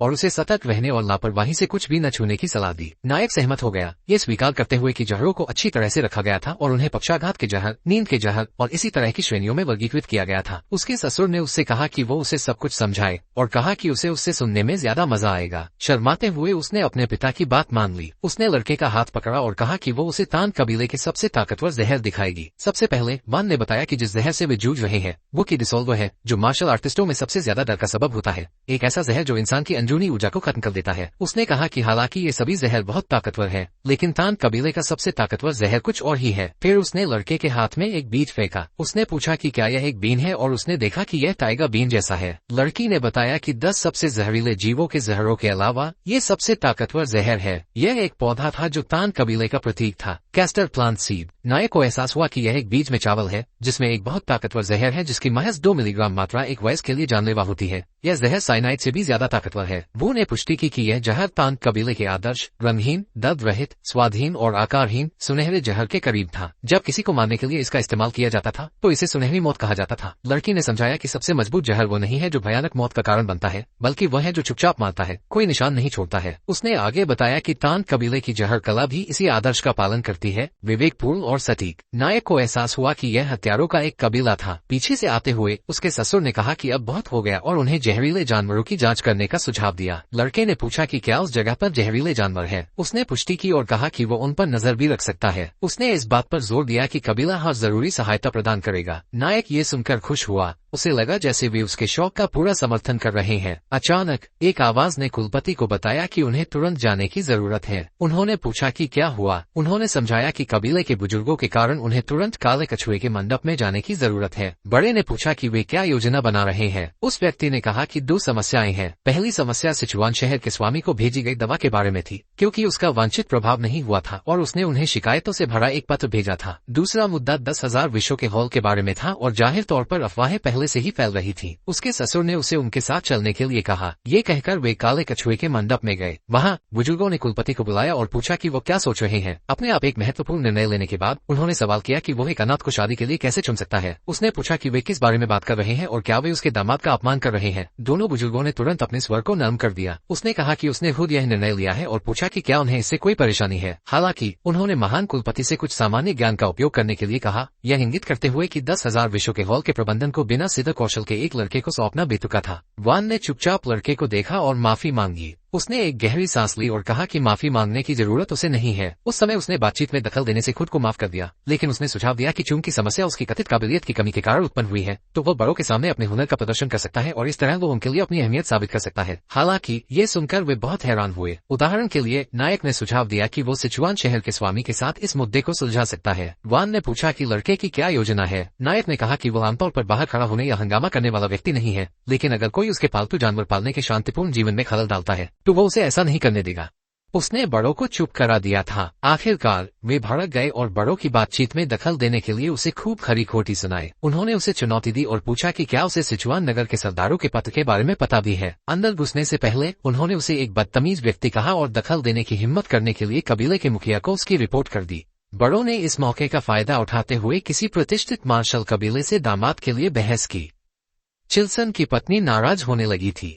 अंदर सोयोग ने सोचा कि ये बुरे लोग जितना ज्यादा बोलते हैं उतने ही बेतुके लगते हैं। जब वो स्पाइसी फेब्री था तब उसके कुल 10 लाख से ज्यादा ग्राहक थे और हर स्ट्रीम पर औसतन 3,000 से ज्यादा दर्शक थे। उसने बताया कि ऐसा लगता है कि बुजुर्ग अब भी उसे सिचुआन तान कबीले का दामाद मानने से इनकार करते हैं। संक्षेप में सोयोग को अभी भी एक मेहमान ही माना जाता था। स्पाइसी फेब्री के बड़े प्रशंसक आधार के साथ वो उन विघटनकारी ट्रोल से निपटने का आदी था जो बिना किसी कारण के हंगामा करते थे। सोयोग ने इस बात पर जोर दिया कि उसने सिचुआन तान कबीले की अनमोल बेटी लेडी वान को बचाया है। इसके अलावा उसने ब्लड रेक्स शासा ताकन्यान को हराया था और कुलपति की जान बचाई थी। उसने बड़ों को चुनौती दी, ये सवाल करते हुए कि क्या किसी मेहमान और दाता का अपमान करना सिचुआन तान कबीले के शिष्टाचार का हिस्सा है। अंदर ही अंदर सोयोग जानता था कि बड़ों से उसे जो दुर्भावना का सामना करना पड़ा वो एक स्ट्रीमर के रूप में उसके द्वारा झेली गई ट्रोलिंग की तुलना में कुछ भी नहीं था। इसकी तुलना में ये लगभग प्यारा था। बुजुर्ग शर्मिंदा थे और उन्होंने स्वीकार किया कि उन्होंने जल्दबाजी में और हताशा में बात की थी। सोयोग के मन में वे दयनीय थे। ग्रैंड पैट्रियार्क सोयोग से प्रभावित थे। एक बुजुर्ग ने सुझाव दिया कि ताकन्यान को मारने का दावा करना बहुत ज्यादा है। कुलपति ने सोयोग के दावों की पुष्टि की, उन्हें एक दस्तावेज दिखाया। बुजुर्ग इसे देखकर दंग रह गए और जब उन्हें पता चला कि यह खून से लिखा गया रक्त विष कला गुप्त मैनुअल है तो उनके जबड़े खुले रह गए। यह असली था और रक्त संप्रदाय का था। कुलपति ने सोयोग को बुजुर्गों को धब्बेदार कमखजूरे दिखाने के लिए कहा। सोयोग ने धीरे से अपनी छाती थपथपाई और बुजुर्गों को देखने के लिए कहा। 3 छोटे धब्बेदार कमखजूरे खुशी से बाहर निकले। बुजुर्गों को ये देखकर बेचैनी हुई। कुलपति ने बताया कि वे नीले धब्बेदार कनखजूरे के बच्चे हैं और गर्व से बताया कि उनके दामाद ने उन्हें पाला है। उन्होंने बताया कि कैसे इन छोटे बच्चों ने ही तानियों को काटकर मार डाला था। बुजुर्गों को यकीन नहीं हुआ और उन्होंने कुलपति से पुष्टि की कि युवा योद्धा ने वाकई नीले धब्बेदार कनखजूरे को काबू में कर लिया है। कुलपति सोयोग और उनके समूह ने बुजुर्गों को चिढ़ाते हुए शैतानी मुस्कान बिखेरी। चियल सन ने बताया कि सोयोग को युवा योद्धा कहना इस बात का संकेत है कि उन्होंने उसे अपने दामाद के रूप में स्वीकार नहीं किया है। सोयोग ने मजाक में उन्हें ये भी चेतावनी दी कि अगर उन्होंने काटा तो वे भी तानियोग की तरह काले और बेजान हो जाएंगे। बड़े लोग हैरान रह गए और उन्होंने सोयोग को स्वीकार करने से इनकार कर दिया। उन्होंने बहाने ढूंढे और कहा कि एक प्रक्रिया है और उनका झिझकना स्वाभाविक है। ग्रैंड पैट्रियार्क ने आह भरी और अपने दामाद के विषय को फिलहाल अलग रखने का फैसला किया। उन्होंने पूछा कि सोयोग को 10,000 विषयों के हॉल में क्यों नहीं प्रवेश दिया जा सकता। बड़ों ने तर्क दिया कि सोयोग अभी पूरी तरह से परिवार का हिस्सा नहीं बना है। इसके अलावा वे एक युवा योद्धा को 10,000 विषयों के हॉल की जिम्मेदारी सौंपने में अनिच्छुक थे जो अभी परिपक्व उम्र तक भी नहीं पहुंचा था। ग्रैंड पैट्रियार्क ने एक सरल उपाय सुझाया। उन्होंने सोयोग से अपनी योग्यता का प्रदर्शन करने को कहा। सोयोग ने मुस्कुराते हुए कहा कि सिचुआन तान कबीले के सामने अपनी योग्यता साबित करने के लिए वो जहर का उपयोग करेगा। बड़ों को आश्चर्य हुआ। उन्होंने गलत समझा कि वो सिचुआन प्रांत के स्वामी को जहर देगा। उन्होंने उसे मूल कहा कि उसने दवा भेजने के बजाय स्वामी को जहर देने का फैसला किया। सोयोग को भ्रम था क्योंकि उसे लगा कि सिचुआन तान कबीले के लोग जहर के विशेषज्ञ हैं। अगले दिन महान धर्मगुरु ने सोयोग को बताया कि वो तान कबीले की मार्शल आर्ट 5 वेनम रिटर्निंग तकनीक सीखना शुरू करेगा। सोयोग ने पूछा कि क्या इसके लिए शारीरिक प्रशिक्षण की आवश्यकता होगी। महान धर्मगुरु ने बताया कि जैसे जैसे वो मार्शल आर्ट का अभ्यास करेगा उसका शरीर स्वाभाविक रूप से सीखी गई तकनीकों के अनुकूल हो जाएगा। महान धर्मगुरु ने विस्तार से बताया कि तान कबीले व्यवहारिकता को प्राथमिकता देते हैं, इसलिए सोयोग ऐसे कौशल सीखेगा जिनका वास्तविक परिस्थितियों में तुरंत उपयोग किया जा सके। महान धर्मगुरु ने फिर तीर, खंजर और शुवान जैसे विभिन्न हथियारों के बारे में बताया। उन्होंने सुई, सिक्के, डाट, पाउडर, खंजर और फेंकने वाले चाकू जैसे फेंकने योग्य छिपे हुए हथियारों से शुरुआत की। हालांकि कई अपरंपरागत छिपे हुए हथियार थे, लेकिन अधिकांश को 5 प्रकारों में वर्गीकृत किया जा सकता था। महान धर्मगुरु ने सोयोग से पूछा कि क्या वो जानता है कि किसे संभालना सबसे आसान है। सोयोग ने अनुमान लगाया कि वो खंजर या फेंकने वाला चाकू था और वो सही था। महान कुलपति ने फिर पूछा कि उन्हें कौन सी सबसे कठिन लगती है। सोयोग ने अनुमान लगाया कि पाउडर को संभालना सबसे कठिन होगा क्योंकि उसे सही तरीके से बिखेरना होगा। हालांकि महान कुलपति ने उन्हें बताया कि वास्तव में सुई सबसे बड़ी चुनौती थी। सोयोग ने सोचा कि ऐसा इसलिए है क्योंकि यह छोटी और पतली है, जिससे इसे सही तरीके से फेंकना मुश्किल है। महान कुलपति ने समझाया कि केवल यही नहीं, असली चुनौती यह थी कि सोयोग को वो सटीक स्थान याद रखना था जहां उसने सुइयां फेंकी थी। इसे समझाने के लिए महान कुलपति ने प्रदर्शन करने का फैसला किया। उन्होंने एक ब्रश निकाला, उसके सिर को हैंडल से अलग किया और अचानक फेंका। ब्रिस हवा में तैरते हुए सुइयों में बदल गए और जमीन पर बरसने लगे। सोयोग आश्चर्यचकित था क्योंकि ब्रिस लगातार सुइयों की तरह गिर रहे थे। महान कुलपति ने बताया कि तान कबीले के पास एक गुप्त हथियार तकनीक थी जिसे स्काई ऑब्स्क्यूरिंग फ्लावर वेन कहा जाता था। इस गुप्त कला में सैकड़ों या हजारों सुइयां फूलों की बारिश की तरह गिरती थीं जिससे क्षेत्र ढक जाता था। सोयोग ने सोचा कि सुइयों से भरे इलाके में लड़ाई के लिए उसे बहुत सतर्क रहना होगा। उसने विनम्रता से कहा कि अगर पूरा इलाका सुइयों से भरा होगा तो हिलने डुलने के लिए जगह नहीं बचेगी। महान धर्मगुरु ने हंसते हुए कहा कि यही बात सही थी। सोयोग को अपनी ही चाल का शिकार होने से बचने के लिए सुइयों की स्थिति याद रखनी थी। सोयोग को यह अविश्वसनीय लगा। महान धर्मगुरु से यह पुष्टि करते हुए कि विरोधियों को चकमा देने वाली या अपनी जगह से गिरने वाली सुइयों की स्थिति याद रखने की जरूरत है या नहीं, उसे पसीना आने लगा। महान धर्मगुरु ने हाँ में जवाब दिया। उन्होंने बताया कि 5 विशैले शरीर के साथ सोयोग को शुरुआत करने के लिए कम से कम 100 स्थितियां याद रखनी होंगी। ये सोचकर सोयोग का चेहरा पीला पड़ गया। प्रदर्शन के बाद वो मुंह के बल जमीन पर गिर पड़ा। तभी लेडी वान आए। उसने पूछा कि क्या वो तैयार दिख रही है, मधुमक्खी पालन का सूट पहने हुए, क्योंकि उसने सुना था कि वो एक ततैया को पकड़ने जा रहा है। वो सोच रही थी कि क्या यह अनावश्यक है। सोयोग ने उसे आश्वस्त किया कि यह अनावश्यक नहीं है। वो ततैया का इंतजार करने की सोच रहा था, लेकिन अपने उपकरणों की मदद से भी उसे खुद पकड़ सकते थे। हुआन ने दोबारा जांच की कि क्या वो सचमुच ततैया के आने का इंतजार करने वाला है। सोयोग ने जवाब दिया कि जब वे वहां पहुंचेंगे तो उसे समझ में आ जाएगा। उसने पूछा कि क्या उसे पता है कि ततैया का घोंसला कहाँ है। हुआन ने पुष्टि की कि उसे पास में ही एक घोंसला मिला है, इसलिए वे तुरंत वहां जा सकते हैं। सोयोग ने मधुमक्खी पालन का सूट भी पहना था। जैसे ही वे तैयार हुए, हुआन ने सिचुआन प्रांत के नगर स्वामी को भेजा गया पत्र दिखाया और पूछा कि क्या उसने वह देखा है। सोयोग ने पुष्टि की कि उसने देखा है। हुआन ने चिंता जताई कि युवा होने के कारण सोयोग पत्र में लिखी बातों को पूरी तरह से नहीं समझ पाएगा। शर्माते हुए सोयोग ने कहा कि योंग, काय और पुरुष काफी महत्वपूर्ण है। हुआन को शर्मिंदगी महसूस हुई और उसने उससे कहा कि अब काफी है। ये जानते हुए कि वो स्थिति से अवगत था, सिचुआन के नगर स्वामी को सबसे बड़ी समस्या स्तंभन दोष की थी। उसका बांध अब सख्त नहीं हो रहा था। हुआन को सोयोग की उम्र को देखते हुए उसके ज्ञान पर संदेह हुआ। सोयोग ने ये कहकर इसका बहाना बनाया कि वो कुछ समय से अकेला रह रहा था। शर्मिंदा होकर हुआन ने अपनी गति बढ़ा दी। कुछ घंटों बाद वे जंगल में पहुंच गए। सोयोग वहां मौजूद जीवों से विचलित हो गया और हुआन को तब तक उसका ध्यान बनाए रखना पड़ा जब तक वे अपनी मंजिल पर नहीं पहुंच गए। यह एक छोटी गुफा की तरह लग रहा था और ततैयों के लिए आदर्श जगह थी। ग्लोन ने पूछा कि बिना छत्ते के मधुमक्खी को खोजने का क्या मतलब है। जब उन्होंने अपने सिर पर सुरक्षा कवच पहना तो सोयोग ने बताया कि इसका मतलब है कि जब वे ततैयों को खोजने आए हैं तो वे वास्तव में किसी को नहीं पकड़ेंगे। हुआन हैरान था। जब वे छेद के पास पहुंचे तो सोयोग ने बताया कि जिस जहरीले कीड़े की वे तलाश कर रहे थे वो छोटे कमजोर छत्तों में पाया जा सकता है। हुआन को इस बात की जानकारी नहीं थी, लेकिन सौभाग्य से छत्ते में वो सब था जिसकी उन्हें जरूरत थी। एक कीड़ा निकला और सोयोग ने उसे चॉपस्टिक से पकड़ लिया। वे ततैयों को पकड़ने नहीं आए थे। ये छोटा सा कीड़ा उनका निशाना था। ये छोटा सा जीव सिचुआन नगर स्वामी की परेशानियों को हल करेगा। हुआन ने उस कीड़े के बारे में पूछा, ये सोचकर कि क्या वो एक ग्राउंड बीटल है। उसने सही अनुमान लगाया था और सोरियान को पता चला कि उन्होंने जिस कीड़े को विशाल हॉर्नेट के घोंसले में पकड़ा था उसे उस दुनिया में ग्राउंड बीटल कहा जाता था। केंद्रीय मैदानी इलाकों में इसे ग्राउंड बीटल के रूप में जाना जाता था, लेकिन आधुनिक युग में इसे ब्लिस्टर बीटल कहा जाता है। हुआन ने पूछा कि क्या ग्राउंड बीटल का हॉर्नेट के घोंसले में पाया जाना सामान्य है। सोरियांग ने बताया कि उनका जीवन चक्र काफी अजीब है। ब्लिस्टर बीटल का प्रजनन का एक असामान्य तरीका होता है। अधिकांश कीट या तो उस स्थान की रक्षा करते हैं जहां वे अंडे देते हैं या अपने अंडों को सेने के लिए एक सुरक्षित वातावरण बनाते हैं। ब्लिस्टर बीटल बस जहां चाहे वहां अंडे देता है। एक मजेदार स्किट था जहां ब्लिस्टर बीटल बॉस को इंतजार करने के लिए कहती है क्योंकि उसे कुछ अंडे देने हैं। कहीं भी बिना किसी झंझट या तामझाम के काम चल जाएगा। वो बस उन्हें एक ही जगह पर रख देता है।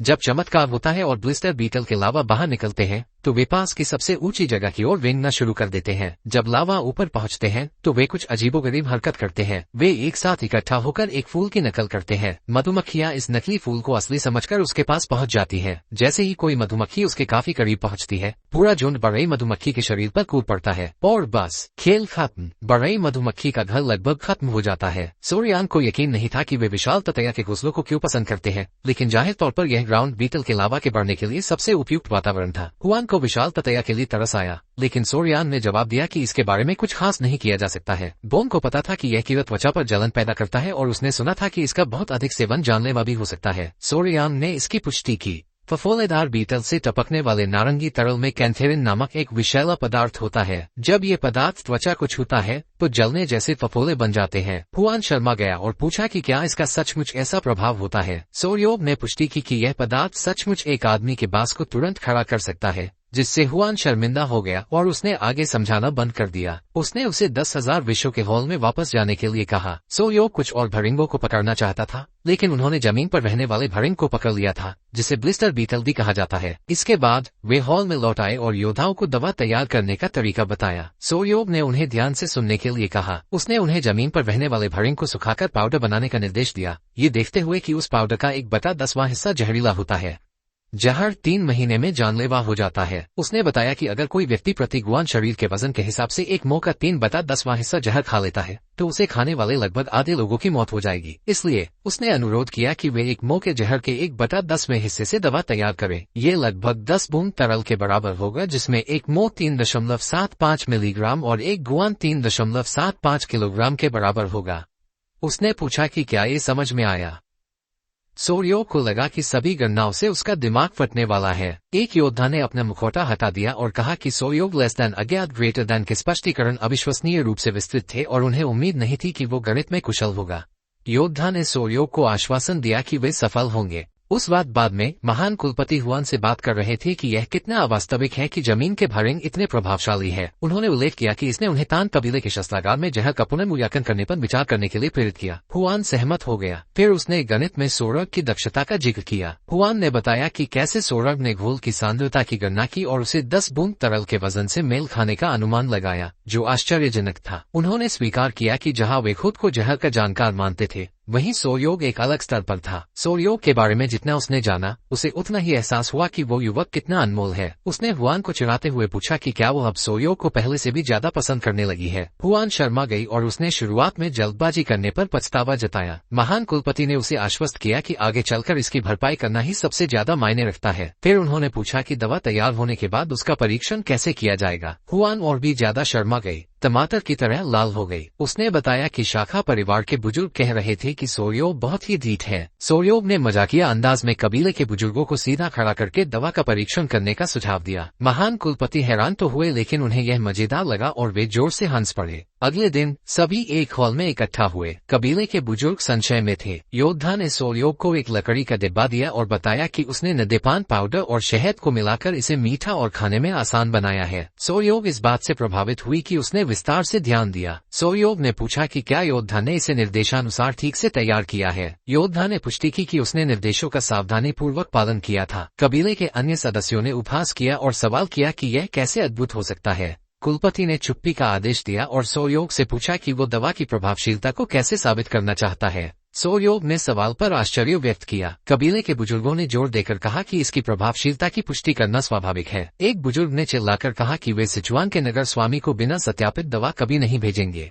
दूसरे बुजुर्ग ने कहा कि अगर कुछ गलत हुआ तो इससे बड़ी आपदा आ सकती है। सोरयोग ने स्वीकार किया कि कोई अन्य विकल्प नहीं था। योद्धा समझ गया कि इसका क्या मतलब है। कबीले के बुजुर्ग भ्रमित थे क्योंकि योद्धा ने उन्हें दवा दी थी, ऐसा लग रहा था कि सोयोग उनसे खुद इसका परीक्षण करने की उम्मीद कर रहा था। एक बुजुर्ग ने जोर से पूछा कि क्या सोयोग को पता भी है कि यह क्या है। एक अन्य बुजुर्ग ने टिप्पणी की कि सोयोग इतनी देर से बाहर खेल रहा है, ऐसा लगता है कि उसके अंदर का हिस्सा काला हो गया है। सोयोग मुस्कुराया और अपने दादाजी को पुकारा। महान कुलपति ने पूछा कि सोयोग को क्या चाहिए। सोयोग ने उसे अपने पहले कथन की याद दिलाई कि तान कबीले के युद्ध कला में महारत हासिल करने वाले कभी जहर से नहीं डरते। महान कुलपति ने भी उसका समर्थन किया।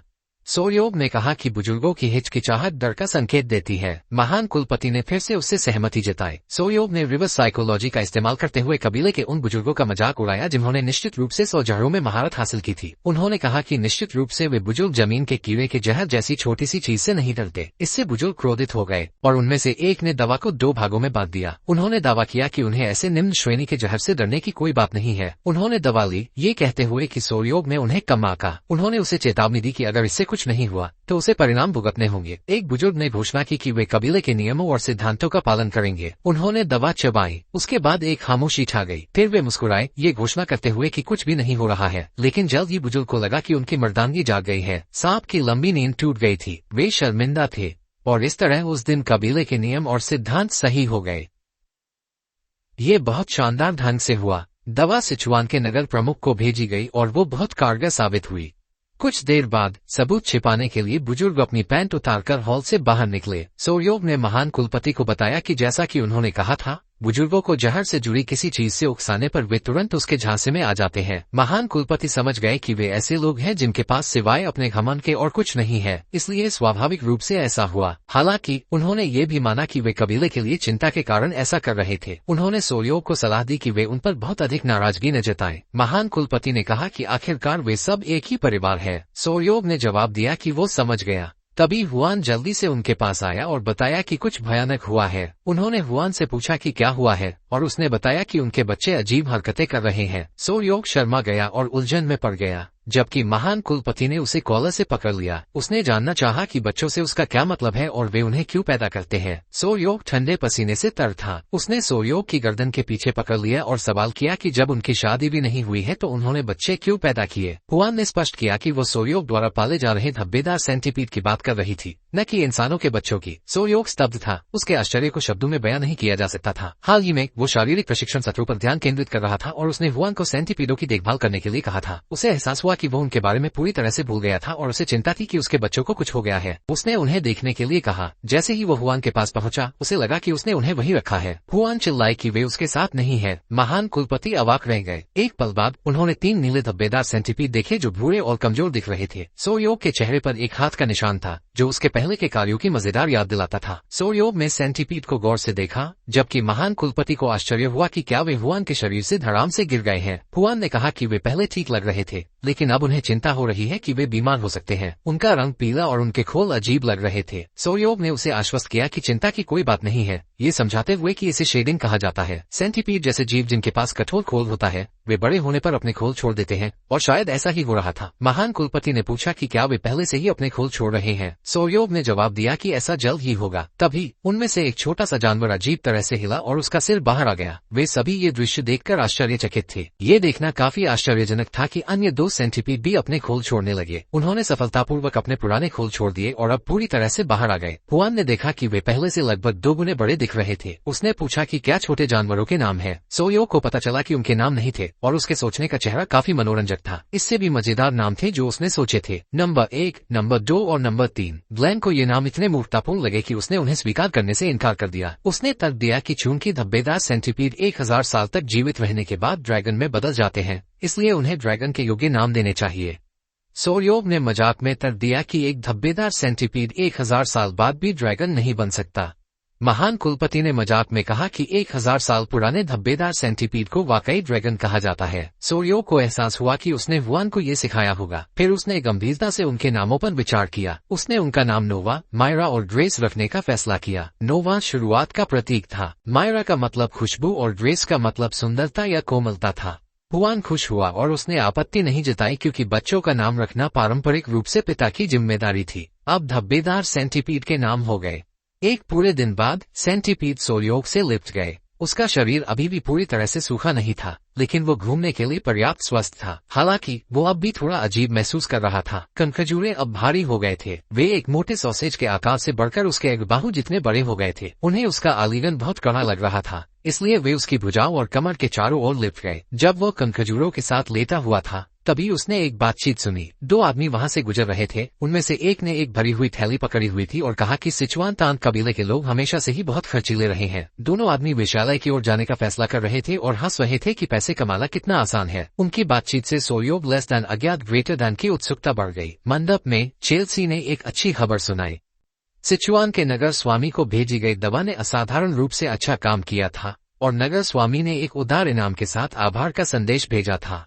सोयोग और हुआन ये सुनकर बहुत खुश हुए। सोयोग को अपने दामाद के रूप में स्वीकार करने के बाद इतनी जल्दी इतने सारे लाभ पाकर चेल्सी को गर्व और खुशी हुई। सोयोग ने वास्तव में कुछ उल्लेखनीय हासिल किया था। सोयोग खुश था कि वो मदद कर सका। नतीजतन चेल्सी ने सोयोग को अपने एक अमृत देने का सुझाव दिया। उसे पता था कि अगर उसने इसे इनाम कहा तो सोयोग विनम्रता के कारण मना कर सकता है। सोयोग को अपने दादाजी की बात याद आई कि अमृत से अपरिवर्तनीय ऊर्जा बढ़ती है। हुआन ने पूछा कि यह किस तरह का अमृत है। चेल्सी ने कहा कि यह कुछ असाधारण नहीं है, बस सुनहरे बालों वाली राजा मधुमक्खी का शहद है। सोयोग लेस दैन अज्ञात ग्रेटर दैन के दिमाग में उसे लगा कि यह सामान्य शहद जैसा है। हालांकि ये जानते हुए कि मार्शल मास्टर बनने के लिए आंतरिक ऊर्जा कितनी महत्वपूर्ण है, उसने इसे स्वीकार करने का फैसला किया। वो अपने ससुर को धन्यवाद देने ही वाला था कि हुआन ने बीच में टोक दिया। उसने बताया कि जब चेल्सी सोयोग को इनाम दे रही थी तो उसने सवाल किया कि यह सिर्फ शहद क्यों है। वू के मुखर व्यवहार को देखकर चेल्सी घबरा गई। उसने तर्क दिया कि सोयोग लेस दैन अज्ञात ग्रेटर दैन की उपलब्धि कोई छोटी उपलब्धि नहीं थी। हालांकि सुनहरे बालों वाली मधुमक्खी मध्यम दर्जे की विषैली होती है, लेकिन शहद को अमृतों में सबसे निम्न श्रेणी का माना जाता है। उसने जोर देकर कहा कि सोयोग को इतनी बड़ी उपलब्धि के लिए पुरस्कृत करते समय चेल्सी को कंजूसी नहीं करनी चाहिए, जिससे सोयोग शर्मिंदा हो गया। उसने अपने पिता को डांटा और कहा कि उसे केवल 2 महीने की ऊर्जा देने वाले अमृत के बजाय 1 साल की आंतरिक ऊर्जा देने वाला कुछ देना चाहिए। चेल्सी दुखी हुई और उसने तर्क दिया कि यह अभी भी एक अमृत है और इसे प्राप्त करना महंगा है। हुआन और भी भड़क गया। उसने तर्क दिया कि सोयोग के योगदान की तुलना में इनाम बहुत कम था। चेल्सी ने खुद को मुश्किल में पाया। सोयोग ने सुनहरे बालों वाली मधुमक्खी के बारे में पूछा। चेल्सी ने बताया कि यह एक मध्यम दर्जे का विषैला प्राणी है जो कभी कभी जंगलों में पाया जाता है, लगभग एक छोटे कुत्ते के आकार का। कहा जाता है कि इसके शहद का सेवन करने से 2 पूरे महीनों के ध्यान के बराबर आंतरिक ऊर्जा मिलती है। मधुमक्खियों के आकार की कल्पना करके सोयोग उत्साहित और खुश दोनों था, लेकिन अपने विचारों में आहत होकर उसने सोयोग लेस दैन अज्ञात ग्रेटर दैन की ओर से अपनी निराशा व्यक्त की। चेल्सी ने स्पष्ट किया कि उसका इरादा सोयोग लेस दैन अज्ञात ग्रेटर दैन की उपलब्धियों को कम आंकने का नहीं था। उसने सोचा कि सोयोग को सुनहरे बालों वाली राजा मधुमक्खी को व्यक्तिगत रूप से देखना अच्छा लगेगा। ये सुनकर सोयोग उत्साहित हो गया और उसने पूछा कि क्या चेल्सी यह सुझाव दे रही है कि वो खुद मधुमक्खी को देख सकता है। चेल्सी के मन में भी यही था। सोयोग ने अंदर ही अंदर इसे खुद शहद इकट्ठा करने के निमंत्रण के रूप में समझा। उसने अपने यूट्यूबर के दिनों में भी ऐसी ही चीजें की थी। उत्साहित होकर वे दरवाजे की ओर बढ़े। सोयोग ने बताया कि मधुमक्खियों के मामले में वो व्यवहारिक रूप से एक विशेषज्ञ है। चेल्सी को पता था कि सोयोग को यह विचार पसंद आएगा। सोयोग ने पूछा कि सुनहरे बालों वाली राजा मधुमक्खी कैसी दिखती है। चेल्सी ने बस इतना कहा कि यह मधुमक्खी जैसी दिखती है। हुआन केवल आह भर सका और इस तरह उनकी शहद इकट्ठा करने की यात्रा शुरू हुई। चेल्सी ने उन्हें बेहतरीन जानकारी दी थी, इसलिए उन्हें लगा कि कोई प्रतिस्पर्धी नहीं होगा। लेकिन जब वे वहां पहुंचे तो उन्होंने 2 कबीलों को लड़ते हुए पाया। जाहिर तौर पर दोनों ने एक ही जानकारी खरीदी थी। एक कबीले ने पूछा कि जिस व्यक्ति से उन्होंने जानकारी खरीदी है क्या उसके बाल रूखे हैं और उसके सिर पर बड़ा तिल है। दूसरे कबीले ने पुष्टि की कि यह वही व्यक्ति है, लेकिन उन्होंने जोर देकर कहा कि वे आसानी से पीछे नहीं हटेंगे। विवरण सुनकर सोयोग को उन 2 लोगों की याद आई जिनकी बातें उसने सुनी थी। उसे एहसास हुआ कि वे दोनों हर जगह जानकारी बेच रहे थे। घोटालेबाजों से नाराज एक व्यक्ति चिल्लाया, तुमने सिचुआन में सिचुआन तान कबीले का अपमान करने की हिम्मत कैसे की? उसकी ऊंची आवाज और सिचुआन तान कबीले के उल्लेख ने बाकी लोगों को परेशान कर दिया। शांतिपूर्ण शहद इकट्ठा करने की यात्रा शांत से बहुत दूर हो गई थी। सोयोग के बाहर अपनी पहली यात्रा के लिए निकलने से पहले चेल्सी ने उसे सावधान रहने की चेतावनी दी थी। उनके परिवार और तान कबीले के सदस्य के रूप में उसे ये कभी नहीं भूलना चाहिए कि वो कौन है। सोयोग ने विनम्रता से सहमति जताई। चेल्सी ने फिर उसकी तरफ देखा, जिससे सोयोग ने भी अपना सिर घुमाया।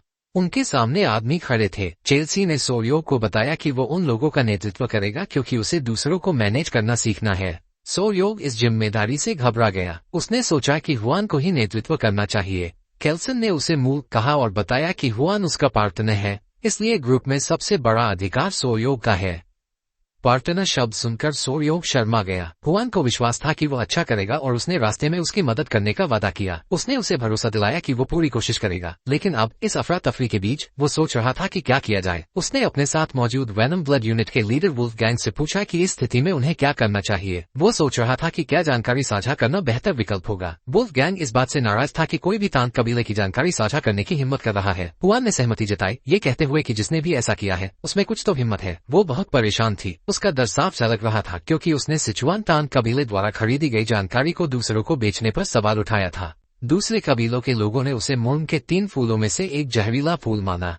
एक आदमी तांत कबीले के एक प्रत्यक्ष वंशज जहरीले फूल को व्यक्तिगत रूप से मौजूद देखकर हैरान रह गया। उसे उसका अभिवादन करने के लिए मजबूर होना पड़ा। वो केंद्रीय पवन संप्रदाय का प्रतिनिधित्व कर रहा था और उसने स्पष्ट किया कि उनका तानलान मामलों में हस्तक्षेप करने का कोई इरादा नहीं है। उसने कहा कि वे पीछे हटेंगे। महान मूल संप्रदाय ने भी पीछे हटने का फैसला किया, भले ही उन्हें इससे दुख हुआ। ज़ेड घोस्ट स्लेयर ने भी ऐसा ही किया। उनमें से एक ने चूहे को पकड़ने और उसे जिंदा खाल उतारने की कसम खाई। वे सभी जल्दी से पीछे हट गए। सोरयोग को सिचुआन तांत कबीले के प्रभाव का एहसास हुआ और उसने वुल्फ गैंग से पूछा कि क्या स्थिति सुलझ गई है। वुल्फ गैंग ने जवाब दिया कि ऐसा नहीं है, क्योंकि उसे संदेह था कि वे अपरंपरागत समूह आसानी से पीछे नहीं हटेंगे। वुल्फ गैंग ने पास में एक शिविर स्थापित करने और निगरानी के लिए पाली लेने का सुझाव दिया, ये जानते हुए कि वे लोग शायद छिपे हुए होंगे और सही मौके का इंतजार कर रहे होंगे। उन्होंने गप्पी को निर्देश दिया कि वो पता लगाए कि उन्होंने कहाँ डेरा डाला है। सोरयोग चिंतित दिख रहा था, लेकिन वुआन ने उसे आश्वस्त किया कि सब ठीक रहेगा। उसे अपनी मधुमक्खियों की अधिक चिंता थी। वे एक पत्थर के पीछे छिप गए और मधुमक्खियों को देखने लगे। मधुमक्खियां वास्तव में प्यारी लग रही थी। उनके शरीर पर नकली फर लगा हुआ था। जैसे ही कई मधुमक्खियां ट्रंक के अंदर उड़ी, सोरयोग सुनहरे बालों वाली राजा मधुमक्खियों को देखकर उत्साहित हो गया। हुआन ने भी उनके आकार को देखते हुए स्वीकार किया कि वो उन्हें पहली बार देख रही थी।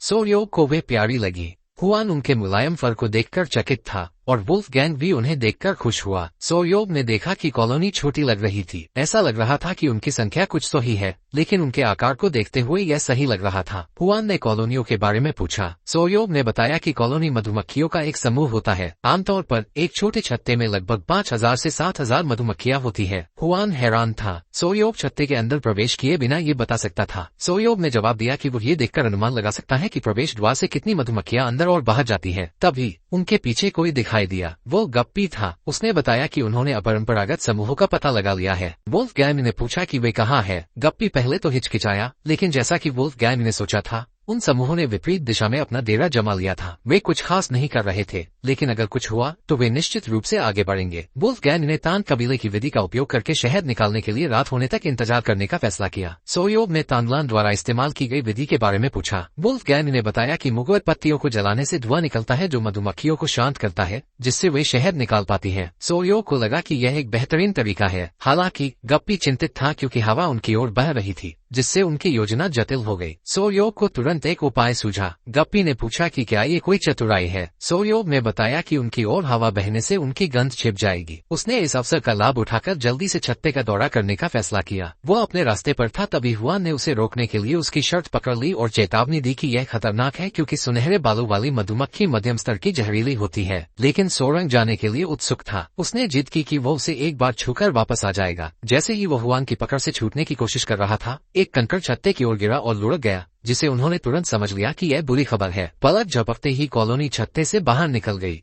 हुआन ने तुरंत सोरयोग को पकड़ लिया और वे भाग निकले। बाद में उन्हें उनकी लापरवाही के लिए खूब डांट पड़ी। शाम होने पर सोरयोग अभी भी एक और उपाय पर विचार कर रहा था। अगर वे हवा के विपरीत आग जलाते तो उन्हें छत्ते में अपरंपरागत समूहों के बीच फंसने का खतरा था। सुनहरे बालों वाली मधुमक्खी उन मधुमक्खियों से अलग थी जिन्हें वह जानता था। ये मधुमक्खियां 30 किलोमीटर से भी अधिक दूर से जमीन के कंपन का पता लगा सकती थी, ऐसा कुछ जो जमीन पर बहने वाली मधुमक्खियां भी नहीं कर सकती थी। हुआन ने उसे ढूंढ लिया। उसने बताया कि बच्चे खाना खाकर इधर उधर भटक रहे थे, इसलिए वो उन्हें उसके पास ले आए। सोरयोग ने उसे धन्यवाद दिया। उसने बच्चों को प्यार से ठीक से रहने को कहा। हुआन उसके बगल में बैठ गया, जिससे वो घबरा गया। उसने पूछा कि क्या उसने कुछ किया है। उसने जवाब दिया कि उसे थोड़ा और निरीक्षण करने की जरूरत है। उसने स्वीकार किया कि उसे ऐसा लग रहा था कि वो उस पर दबाव बना रही है और उसने इसके लिए माफी मांगी और उसे अपना समय लेने और बोझ महसूस न करने के लिए कहा। हुआन के प्रोत्साहन के बाद सोरयोग पर और भी दबाव महसूस हुआ। फिर हुआन ने पुराने पेड़ के दूसरी तरफ कुछ बंदर देखे। बंदर शोर कर रहे थे और एक बंदर खास तौर पर परेशान लग रहा था। सोयोग ने हुआन को पुकारा। उसने पूछा कि क्या उसे कुछ मीठा सूंघ रहा है। हुआन ने गंध सूंघ ली और सोयोग को लगा कि यह फेरोमोन हो सकता है। सोयोग ने तुरंत उससे कहा कि उन्हें चले जाना चाहिए क्योंकि मधुमक्खियां झुंड में आने वाली है। हुआन ने उसे पकड़ लिया और भाग गया। छत्ते और उनके बीच कुछ दूरी बनाने के लिए ऊंची छलांग लगाई। उसने सोरियान को अपनी आंखों से पकड़ रखा था और वे मधुमक्खियों को छत्ते से बाहर निकलते हुए देख रहे थे। उनका निशाना गिरा हुआ बंदर था और मधुमक्खियां लाशों पर दावत उड़ा रही थी। ये जोड़ी बाल बाल बची थी। हुआन को आश्चर्य था कि सोरियान को कैसे पता था कि सुनहरे बालों वाली राजा मधुमक्खियां हमला करने वाली हैं, जबकि उसने भिनभिनाहट सुनने से पहले ही उसे आगाह कर दिया था। उसने बताया कि ऐसा गंध की वजह से हुआ। हुआन को आखिरकार मैग्नोलिया की हल्की गंध महसूस हुई। सोरियान प्रभावित हुई कि वो फेरोमोन की गंध को पहचान सकती है। उसने पूछा कि क्या वो पहले वाली गंध को पहचानती है, और उसने पुष्टि की कि यह मैग्नोलिया के फूल की गंध है।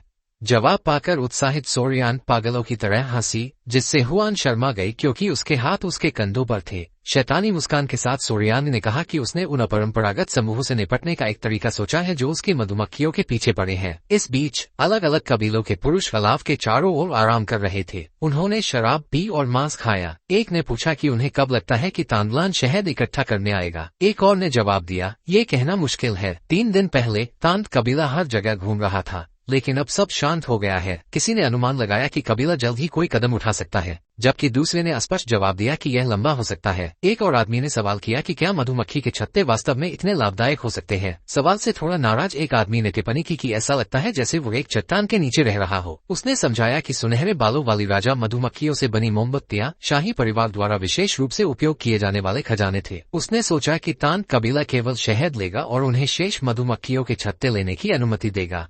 तांत कबीले के सफाई के बाद पुरुषों के मन में बुरी योजनाएं थीं। किसी ने कुख्यात जहर मुरम के 3 फूलों का जिक्र किया। उन्होंने उस पर नजर रखने का फैसला किया ताकि यह सुनिश्चित हो सके कि वो मर न जाए। इस विचार का आनंद ले रहे थे क्योंकि वो एक सुंदर थी। उनकी कामुक प्रकृति स्पष्ट थी क्योंकि वे इस विचार पर उत्साहित व्यक्त कर रहे थे। यहाँ तक कि मजाक कर रहे थे कि उनमें से एक तान बन सकता है कबीले के दामाद। लेकिन फिर वे रुक गए जब किसी को एक गंध महसूस हुई। यह एक सुखद गंध थी और उनमें से एक ने सोचा कि यह जहरीले फूलों की गंध है। उन्होंने सोचा कि उसकी प्राकृतिक गंध भी उतनी ही नशीली होगी। अचानक एक तेज आवाज ने उन्हें रोक दिया। उन्होंने ऊपर देखा तो आसमान में कुछ बनता हुआ दिखाई दिया। वे डर गए और भ्रमित हो गए। उन्हें एहसास हुआ कि यह सुनहरे बालों वाली मधुमक्खियों का झुंड था। वे तुरंत घबराकर भागे। मधुमक्खियां उनका पीछा कर रही थीं और मधुमक्खियों के हमला करते ही वे चिल्लाने लगे। गंध पैदा करने वाला मिश्रण जमीन पर बिखरा हुआ था। यह एक पगडंडी की तरह बना हुआ था। सोयोग, हुआन और वुल्फ गैंग झाड़ियों के पीछे से देख रहे थे। हुआन और वुल्फ गैंग काम देखकर हैरान थे। मधुमक्खियां एक ही दिशा में जा रही थी। हुआन ने सोयोग से पूछा कि उसने क्या किया। यह उम्मीद नहीं की थी कि मधुमक्खियां फूलों की गंध से इतनी भड़क जाएंगी। सोयोग ने बताया कि उसने मधुमक्खियों को एक आसान तरकीब का इस्तेमाल करके पूरे पैमाने पर हमला करने का आदेश दिया था। हुआन हैरान था क्योंकि सोयोग ने केवल कुछ फूलों और फलों को तोड़ा था और उनका रस छिड़का था। चारों ओर सोरो ने स्पष्ट किया कि गंध हमले के आदेश के लिए ट्रिगर का काम करती है। उन्होंने बताया कि फेरोमोन रासायनिक संकेत हैं जिनका उपयोग एक ही प्रजाति के जानवर संवाद करने के लिए करते हैं, खासकर चींटियां और ततैया जैसे सामाजिक कीट। वे इन संकेतों पर बहुत अधिक निर्भर करते हैं। सोरोब ने जिस फेरोमोन का उपयोग किया वो ठीक वही गंध थी जो मधुमक्खियां हमले का संकेत देने के लिए छोड़ती हैं, जिसे आइसोपेंटल एसीटेट कहा जाता है। हुआन ने पूछा कि क्या उसका मतलब है कि मैग्नोलिया भी वही गंध छोड़ती है जो मधुमक्खियां हमले का संकेत देने के लिए छोड़ती हैं। उसे ये दिलचस्प लगा, लेकिन सोरो को उसकी गंध पहचानने की क्षमता से अधिक आश्चर्य हुआ। हुआन ने बताया कि चूंकि तांत कबीले को जहर बनाने में महारत हासिल है, इसलिए वो गंधों के प्रति संवेदनशील थी। समय एकदम सही था। सुनहरे बालों वाली राजा मधुमक्खियों के हमले पर जाने के बाद सोरोब ने तय किया कि छत्ते में घुसकर शहद इकट्ठा करने का समय आ गया है। वे सावधानी से आगे बढ़े। सोरोब पत्तियों में लिपटी एक अस्थायी धूप लेकर आए। वुल्फ गैंग ने चेतावनी दी कि यह खतरनाक है और उसने नेतृत्व करने की पेशकश की। वे सभी छत्ते के आकार से प्रभावित थे। यह अद्भुत था। छत्ते एक बड़े सुनहरे रंग के छत्ते की तरह लटक रहे थे। छत से लटकता झूमर बहुत सुंदर दृश्य प्रस्तुत कर रहा था। गनीमत रही कि मधुमक्खियां जा चुकी थी,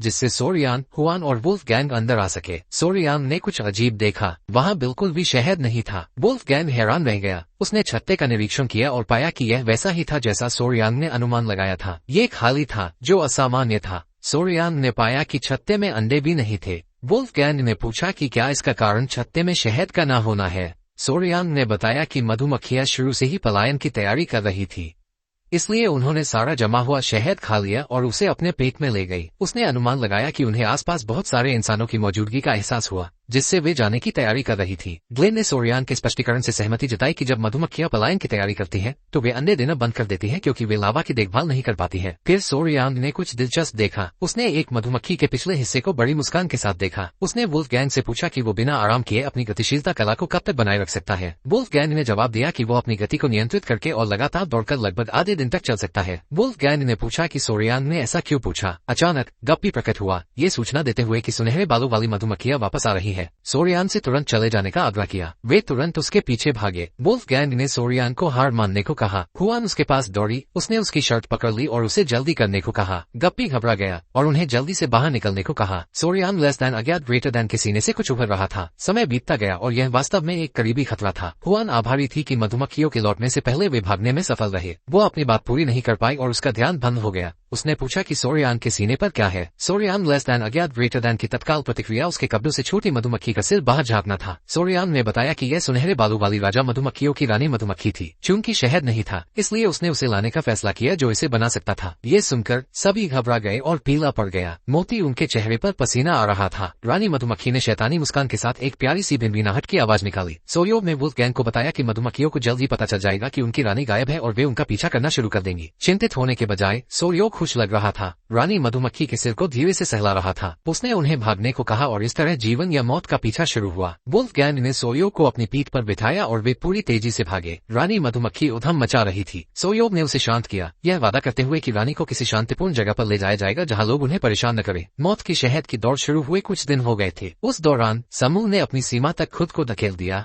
नींद में कटौती की और अपनी गतिशीलता कला का पूरा इस्तेमाल किया। वे सभी सांस और ऊर्जा से बाहर थे। जब तक वे अपने गंतव्य पर पहुंचे, तब तक विश्व रक्त इकाई के कुछ योद्धा पहले ही पीछे रह गए थे। सोरियोव ने खुद से वादा किया कि जब वे वापस लौटेंगे तो वो गतिशीलता कला सीखने की मांग करेगा। योद्धाओं में से एक फिसल गया और गिर गया, जिससे दूसरे ने घोषणा की कि एक और गिर गया है। गिरा हुआ योद्धा जहर के खून की एक इकाई को लटका दिया गया। वो जमीन पर आधा मरा हुआ लग रहा था। उसकी आंखों के नीचे काले घेरे थे और उसके खुले मुंह से बलगम और लार टपक रही थी। सोरियोव के भी काले घेरे थे। उसे उम्मीद थी कि एक बार रानी मधुमक्खी कॉलोनी से काफी दूर हो जाने के बाद वे हमला नहीं कर पाएंगे। वुल्फगैंग उम्मीद खोने लगा था और उसने सोरियोव से पूछा कि क्या वे सचमुच भाग सकते हैं। सोरियोव ने अस्पष्ट उत्तर दिया। 3 दिन बाद एक और योद्धा सोरियोव से माफी मांगते हुए मुंह के बल गिर पड़ा क्योंकि वो अब हिल नहीं सकता था। सोरियोव वुल्फगैंग के लिए चिंतित था। हुआन ने फैसला किया कि वो सोरियोव को ले जाएगी। सोरियोव ने सुझाव दिया कि वो खुद भाग सकता है, लेकिन हुआन ने अपनी थकी हुई शक्ल के बावजूद यह वादा किया कि वो ऐसा कर सकती है। उसने कहा कि तान कबीले का सदस्य कभी हार नहीं मानता। तानलान के घर के प्रवेश द्वार पर 2 पहरेदार तैनात थे। उन्होंने देखा कि कोई आ रहा है और उन्होंने अपनी जवान महिला को पहचान लिया। हुआन और सोरियोव ने चलते समय एक दूसरे का समर्थन किया। उन्हें देखकर पहरेदारों के मुंह खुले के खुले रह गए। परिवार के सदस्य तुरंत बुलाया गया। शोरगुल के बीच ग्रेट पैट्रियार्क और चेल्सी बाहर आए। वे दोनों की हालत देखकर दंग रह गए। हुआन सचमुच बहुत थका हुआ लग रहा था। चेल्सी ने वू का सिर अपनी गोद में रख लिया और उसे ठीक करने लगा। गुस्से में आकर उसने सोरियोव से सफाई मांगी।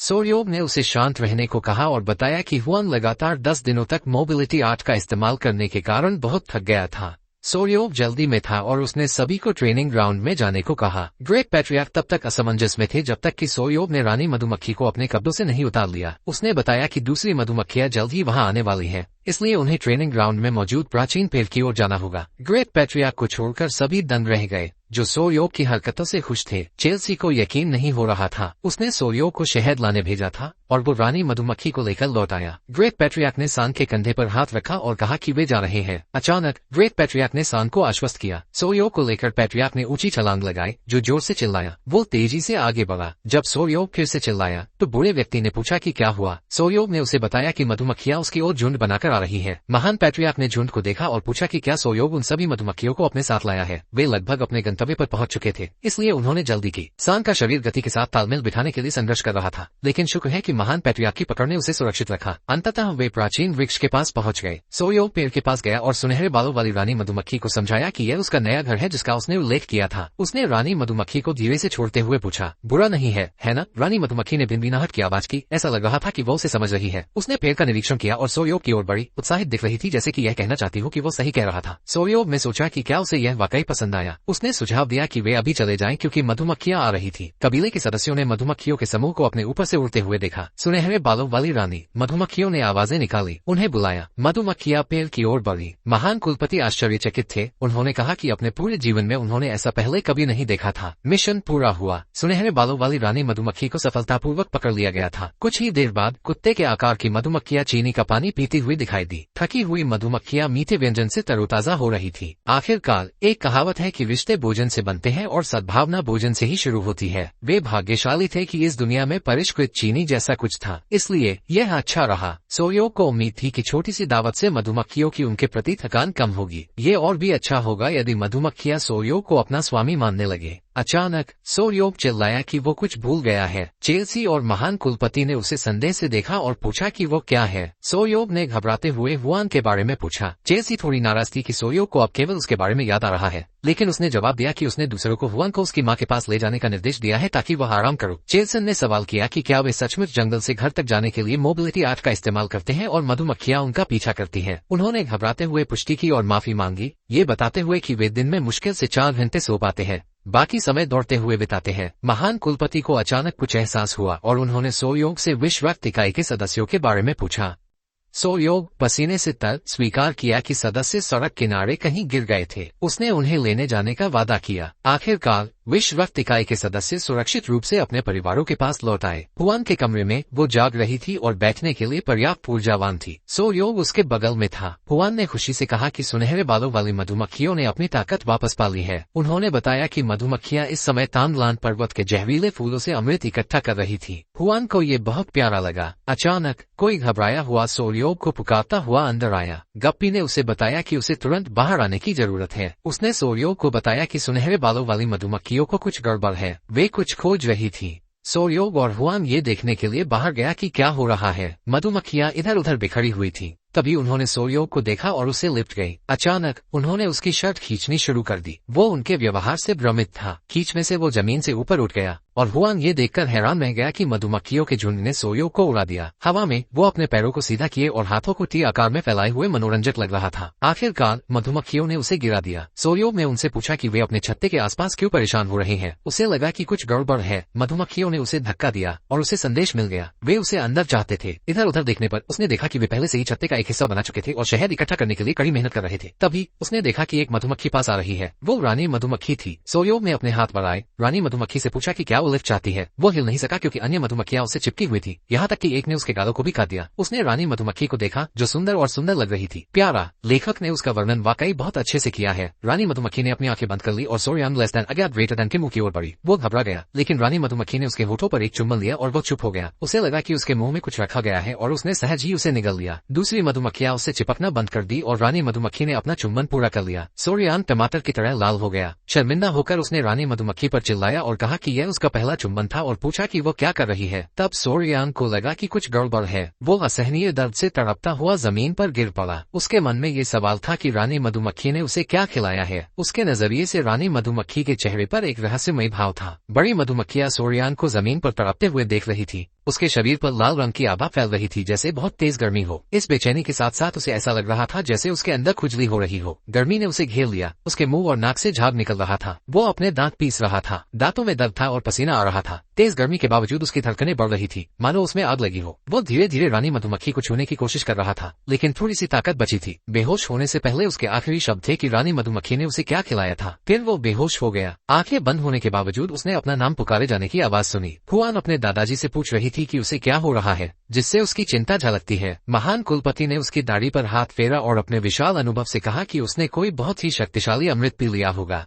ये सुनकर सोयोग फिर से बेहोश हो गया। महान कुलपति ने उसकी मदद के लिए अपनी चाबी घुमानी शुरू कर दी। कुछ ही देर बाद हुआन ने उसे गर्म तौलिया से सहलाया। उसने उसका चेहरा पोंछा। बिस्तर पर बैठे हुए उसके बाल बिखरे हुए थे। उसने पूछा कि वो कहाँ है। उसने उसे बताया कि वो कबीले के मेडिकल विंग में है। अपने बालों को ठीक करते हुए उसने बताया कि जब उन्होंने उसे देखा तो उसे सुनहरे बालों वाली राजा मधुमक्खियां घसीट रही थी। वो और उसके दादाजी छत्ते की ओर दौड़े और उसे बेहोश पाया, इसलिए वे उसे मेडिकल ले आए। पंख, उसने पूछा कि क्या उसे कुछ याद है जो हुआ था। उसने अपने चेहरे पर हाथ रखते हुए एक लंबी सांस ली। थोड़ा परेशान था। उसे उस दुनिया में अपने पहले चुंबन के बारे में याद आया। हुआन को उसके हाव भाव से कुछ गड़बड़ महसूस हुई और उसने पूछा कि क्या वो ठीक है या उसके शरीर में कुछ गड़बड़ है। उसने ये भी पूछा कि क्या वो चाहता है कि वो उसे दादाजी को बुलाए। उसने अपने हाथों को देखा, एक लंबी सांस ली और कहा नहीं। उसने बताया कि रानी मधुमक्खी ने उसे वही खाना खिलाया जो उसने खाया था, जिसके कारण उसे लगा कि यह स्थिति हुई। उत्सुकता से हुआन ने पूछा कि उसने क्या खाया था। उसने कहा कि उसे सही नाम नहीं पता, लेकिन अगर उसे नाम देना हो तो वो उसे राजा मधुमक्खी का अमृत कहेगा। हुआन हैरान रह गया। मुस्कुराते हुए उसने समझाया कि श्रमिक मधुमक्खियां खुद को खिलाने के लिए पराग और पराग इकट्ठा करती है। केवल अपने काम के प्रति समर्पित श्रमिक मधुमक्खियां ही इस पराग और पराग का सेवन करती है। ये समझाने के बाद उसने पूछा, अगर ऐसा है तो रानी मधुमक्खी क्या खाती है। उसने सहजता से जवाब दिया कि रानी मधुमक्खी जन्म से लेकर मृत्यु तक केवल शाही मधुमक्खियों द्वारा बनाए गए रस पर ही निर्भर रहती है। दूसरे शब्दों में रानी मधुमक्खी ने उसे जो जेली खाने के लिए मजबूर किया वो रॉयल जेली थी। हुआन स्थिति को समझ गया। रानी मधुमक्खी का जीवन भर यही एकमात्र भोजन होता है। लेकिन सोरयोग ने आगे बताया कि शाही मधुमक्खियों के रस का एक विशेष प्रभाव होता है। उसे आश्चर्यचकित करते हुए उसने बताया कि सामान्य तौर पर शाही मधुमक्खियों की उम्र 1.5 महीने होती है, लेकिन शाही मधुमक्खियों का रस खाने वाली रानी मधुमक्खी 7 गुना अधिक समय तक जीवित रह सकती है। फिर उसने पूछा, क्या यह अविश्वसनीय नहीं है। जानकारी से अभिभूत होकर उसने उसे शांत रहने को कहा। ये समझने के लिए बहुत कुछ था। एक गहरी सांस लेकर उसने कहा कि वो समझ गई है, रहस्य सुलझ गया है। उसने बताया कि वो जिस आंतरिक साधना विधि का अभ्यास कर रहा है वो 5 विषयों की वापसी तकनीक है। यह एक शुरुआती तकनीक है, इसलिए वो अमृत की सारी शक्ति को अवशोषित नहीं कर पाएगा। लेकिन चूंकि सुनहरे बालों वाली राजा मधुमक्खी के शहद में 2 महीने की आंतरिक ऊर्जा होती है,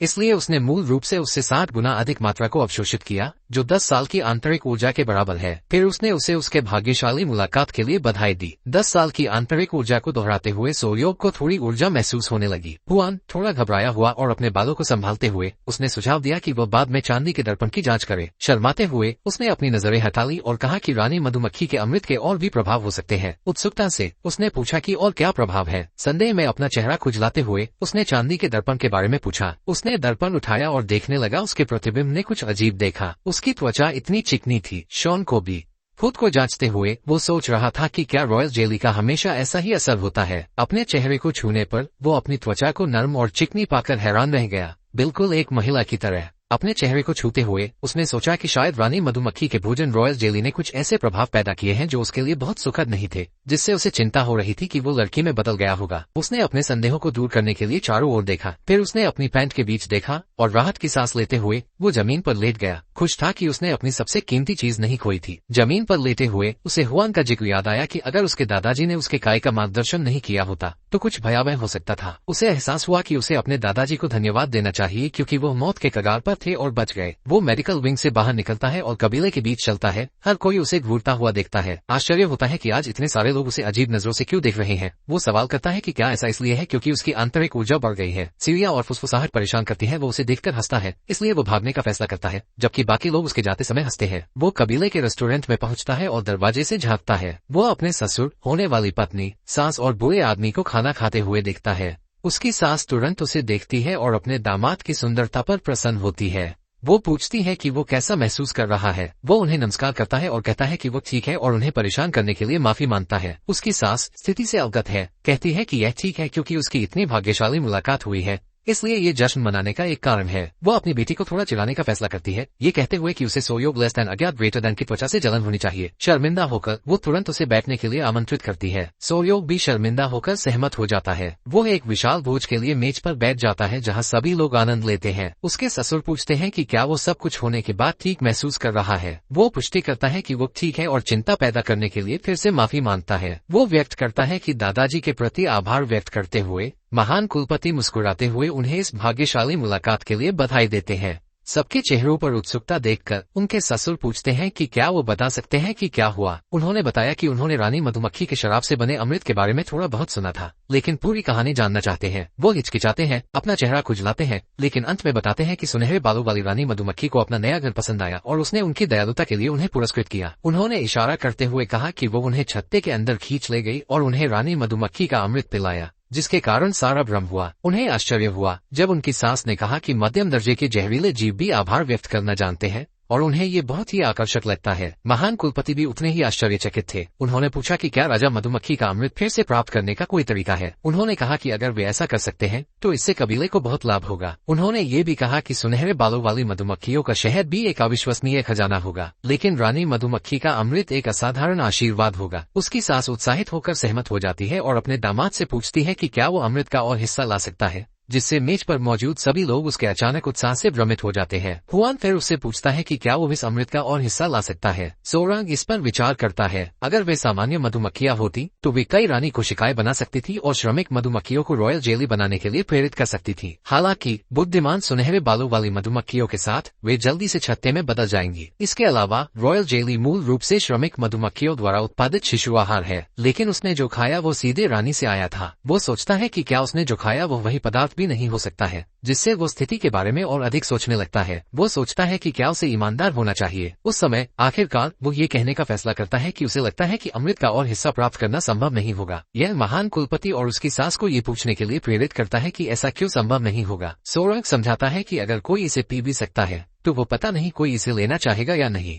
उत्सुकतावश चिल्सन पूछता है कि क्या स्वाद खराब है या इसमें अजीब गंध है। गंभीरता से वो जवाब देता है कि यह स्वाद या गंध के बारे में नहीं है। पसीने से तर वो बताता है कि राजा मधुमक्खी का अमृत सीधे रानी के मुंह से आता है और इसे प्राप्त करने का एकमात्र तरीका रानी के साथ सीधे संपर्क है। वो समझाता है कि इस विधि में रानी के साथ होंठ जोड़कर उसकी जीभ से अमृत को स्थानांतरित करके एक संबंध बनाया जाता है। हर कोई हैरान है। महान कुलपति अविश्वास में चिल्लाते हुए पूछते हैं, रानी मधुमक्खी के मुंह पर एक चुंबन। उसकी सांस अवाक रह जाती है। चिल्सन और भी अधिक हैरान यह निष्कर्ष निकालता है कि उन्हें यह मान लेना चाहिए कि अमृत प्राप्त करना असंभव है जब तक कि वो नायक न हो, क्योंकि वो रानी मधुमक्खी का पक्षधर था। किसी और के लिए यह असंभव होगा। जल्द ही उसकी मंगेतर जो हुआ उसे समझती है, अपनी चॉपस्टिक गिरा देती है। क्रोधित होकर वो मुंह पर एक चुंबन मांगती है। एक भयानक अभिव्यक्ति और एक हत्यारी नजर के साथ वो कहती है उसका नाम था, जिससे संकेत मिलता है कि उसने रानी मधुमक्खी को चूमा था। रात हो चुकी थी। चांद एक नदी को रोशन कर रहा था और कहीं एक मंदिर था। कोई जिसके हाथ पर निशान थे वो परिदृश्य को देख रहा था। वो मुरम गठबंधन का नेता था, मुट्ठी सम्राट, जिसे जू जुंगो कहा जाता था। जब वो अपने विचारों में डूबा हुआ था तो किसी ने उसके दरवाजे पर दस्तक दी और बताया कि वे चाय लेकर आए हैं। ये बात जुंग हक का ध्यान आकर्षित करती है, जो अपनी तंद्रा से बाहर आता है और उन्हें अंदर आने की अनुमति देता है। एक सुंदर नौकरानी चाय लेकर आए और उसे बताया कि उसने चिहान से सफेद चाय बनाई है। ये बात जुंग हक की जिज्ञासा जगाती है, जो कुछ हैरान था। वो चाय पीने बैठ गया और उसे याद दिलाया कि यह उसके गृहनगर की चाय है। और जब नौकरानी उसे कप में परोस रही थी तो उसने जवाब दिया कि उसे पता है कि यह चिशान की एक प्रसिद्ध चाय है। सम्राट ने उसे धन्यवाद दिया और उसे अच्छी तरह से पीने का फैसला किया। उसने चाय का कप उठाया और नौकरानी ध्यान से देखने लगी। जैसे ही वो अपना पहला घूंट लेने वाला था, किसी ने दरवाजा खटखटाया और गठबंधन नेता के चाय सत्र में बाधा आए। ये सैन्य सलाहकार जिगलहू था। सम्राट ने तुरंत कप मेज पर रखा और भ्रमित भाव से पूछा, तुम इस समय यहाँ क्या कर रहे हो? और उसे अंदर आने की अनुमति दे दी। लंबे बालों वाला एक आदमी जिगाहू अंदर आया और सम्राट का आदरपूर्वक अभिवादन किया और बीच में टोकने के लिए माफी मांगी। वो बहुत सुंदर आदमी था। वो उन्हें ये बताने आया था कि उन्हें तांग सिचुआन कबीले से एक संदेश मिला है। सम्राट ने सोचा कि सम्राट को तुरंत शांत मुस्कान के साथ यह बताना बेहतर होगा। सम्राट ने उससे कहा कि चाय सत्र में बाधा डालने की चिंता न करे, वो जल्दबाजी में आया है, इसलिए यह कोई महत्वपूर्ण मामला होगा। जिगलहू सम्राट के पास गया और मेज पर एक लाल स्क्रॉल रखा, जिसमें बताया गया था कि खूनी हाथ का रॉक सासा टान्यांग मर गया है। तान कबीले ने खूनी हाथ की जहरीली कला की गुप्त पुस्तिका प्राप्त करके उसका सिर काट दिया था। ये सुनकर सम्राट क्रोधित हो गया और चाय के कप के टुकड़े टुकड़े हो गए। उसने अपनी मुट्ठी भींच ली और उसका शरीर गुस्से से कांपने लगा। वो जानना चाहता था कि उन्हें पुस्तिका कहाँ और कैसे मिली। जिगलहू ने खुलासा किया कि पहले तान्यान पर असंख्य विश्व के दिव्य सम्राट ने हमला किया था और उसके ठिकाने का पता नहीं चल पाया था। उसके बाद कहा गया कि वो एकांत में रहने के लिए हनान द्वीप पर चला गया है। उसने सम्राट को बताया कि इससे भी कहीं ज्यादा दिलचस्प कहानी है। कहा गया कि एक जवान योद्धा और उसके जहरीले जीवों ने तानयोग को मार डाला। सम्राट हैरान रह गया क्योंकि उसने पहले कभी नहीं सुना था कि कोई जहरीले जीवों का इस्तेमाल कर सकता है। जेन वान सम्राट के सामने बैठ गया और उसे बताया कि उसने कई दिलचस्प कहानियां सुनी है। उसे यकीन था कि यह एक ऐसी कहानी है जिसमें सरदार भी दिलचस्पी लेगा। उसने इसे विस्तार से समझाने का फैसला किया, लेकिन नौकर उसे गौर से घूरने लगा, जिससे दम घुटने जैसा एहसास हो रहा था। सिचुआन के तान कबीले के कुलपति हॉल में सभी एक मेज पर बैठे थे। जिसमें सोरियांग, हुआन, उसकी मां और महान कुलपति भी शामिल थे। एक बुजुर्ग ने पूछा कि क्या ये सच है कि ऐसे लोग भी थे जिन्होंने उनके अलावा दूसरी जगहों पर भी जानकारी बेची थी। दूसरे बुजुर्ग गुस्से में थे, उन्हें यकीन नहीं हो रहा था कि कबीले की प्रतिष्ठा को धूमिल करने वाले लोग भी हैं। सोर्योग कानाफूसी करने लगा। वो ये देखकर कुछ उलझन हुई कि वे उसके ससुर से कुछ भी कठोर कहने की हिम्मत नहीं कर रहे थे। मुस्कुराते हुए हुआन ने जवाब दिया कि यह सामान्य बात है। कबीले के मुखिया को पता था कि उन्होंने कबीले की प्रतिष्ठा को नुकसान पहुंचाने की हिम्मत की है। सहयोगी शाखाओं के बुजुर्ग भी नाराज थे और आखिरकार वे एक परिवार थे। उन्होंने पहले ही अनुरोध किया था कि इस मामले की जांच की जाए। उन्होंने खुद यन चुवान के पास जाने की योजना बनाई। बुजुर्गों में से एक ने कुछ उत्सुकता से पूछा कि मुखिया किस जहर का इस्तेमाल करने जा रहे हैं। मुखिया ने लापरवाही से बताया कि पहले उन्हें आत्मा को नष्ट करने वाले जहर का इस्तेमाल करना होगा, फिर खून जलाने वाले जहर का और अंत में आंतों को गलाने वाले जहर का। उसकी आंखें द्वेष से चमक रही थी। जब वे इतनी पीड़ा में होते थे कि उनका खून जल जाता था, उनके आंतरिक अंग पिघल जाते थे और जब आत्मा विलीन होने वाली होती थी तो वह उन्हें 7 चरणों वाले आत्मा छीनने वाले जहर से खत्म कर देता था। सोर्योग सदमे में था। चूंकि यह तरीका एक हत्यारे का सामान्य तरीका था, इसलिए ये जहरों का एक कॉकटेल था। मुखिया ने तुरंत जाने का फैसला किया और अपने एक सहयोगी से जहर और सर्वनाश लाने को कहा। यूनिट उसके सहायक ने सिर हिलाया। कुछ देर बाद विनाशक यूनिट मंदिर के सामने इकट्ठा हुई। वे मुखौटे और हुड पहने हुए लोग थे। कुलपति ने अपने दामाद से खुद का ख्याल रखने को कहा और वादा किया कि वो जल्द ही वापस आएंगे। सोर्योग ने सम्मान दिखाया और अपने ससुर को सावधान रहने को कहा। कुलपति कुछ भ्रमित थे, जिससे पता चलता है कि उनके दुश्मनों को सावधान रहना चाहिए। चील पुत्र और विनाशक यूनिट कमीनों को सजा देने के लिए निकल पड़े। पुरुषों की ओर इशारा करते हुए सोर्योग ने पूछा कि क्या वे विनाशक यूनिट है। जब से वो यहाँ आया था उसने उन्हें पहली बार देखा था। हुआन ने हाँ में पुष्टि की, यह उल्लेख करते हुए कि वे काफी कठिन काम करते थे। उसने कहा कि उनका काम मुख्य रूप से लोगों को मिटाना था और इसी कारण से उन्हें विनाशक यूनिट कहा जाता था। वो सदमे में था, ये सोचकर कि क्या ये वास्तव में कठिन काम गिना जाता है। जब वे विचलित थे, किसी ने खास दिया। वे तान कबीले के बुजुर्ग थे। सोर्योग और भगवान ने सम्मान के साथ उनका अभिवादन किया। बुजुर्गों ने पूछा अगर लड़के की मुलाकात संयोगवश हुई होती। सोर्योग ने सिर हिलाया। उसके मन में एक सवाल आया। उसे नहीं पता था कि ये लोग सुनहरे बालों वाली रानी मधुमक्खियों की तलाश में हैं या नहीं। हकीकत कुछ और थी। बुजुर्ग थोड़े घबराए हुए थे क्योंकि वे उनसे कोई एहसान मांगने आए थे। सोर्योग ने कुछ उत्सुकता से पूछा कि वे क्या चाहते हैं। उसने पूछा कि क्या संयोग से यह एहसान शाही मधुमक्खियों के लिए है। बुजुर्ग और भी घबरा गए और मना कर दिया क्योंकि उनके पास ऐसी चीज पाने का कोई कारण नहीं था। सोर्योग उत्सुक हो गया और बुजुर्गों को शर्म आने लगी। उनमें से एक हमारे लड़के के पास आया और उससे अपना कान पास लाने को कहा। फुसफुसाते हुए बुजुर्ग ने पूछा कि क्या सोर्योग को जमीन के कीड़े की दवा याद है। उसने ही इसे बनाया था और उसके पास अधिकार था।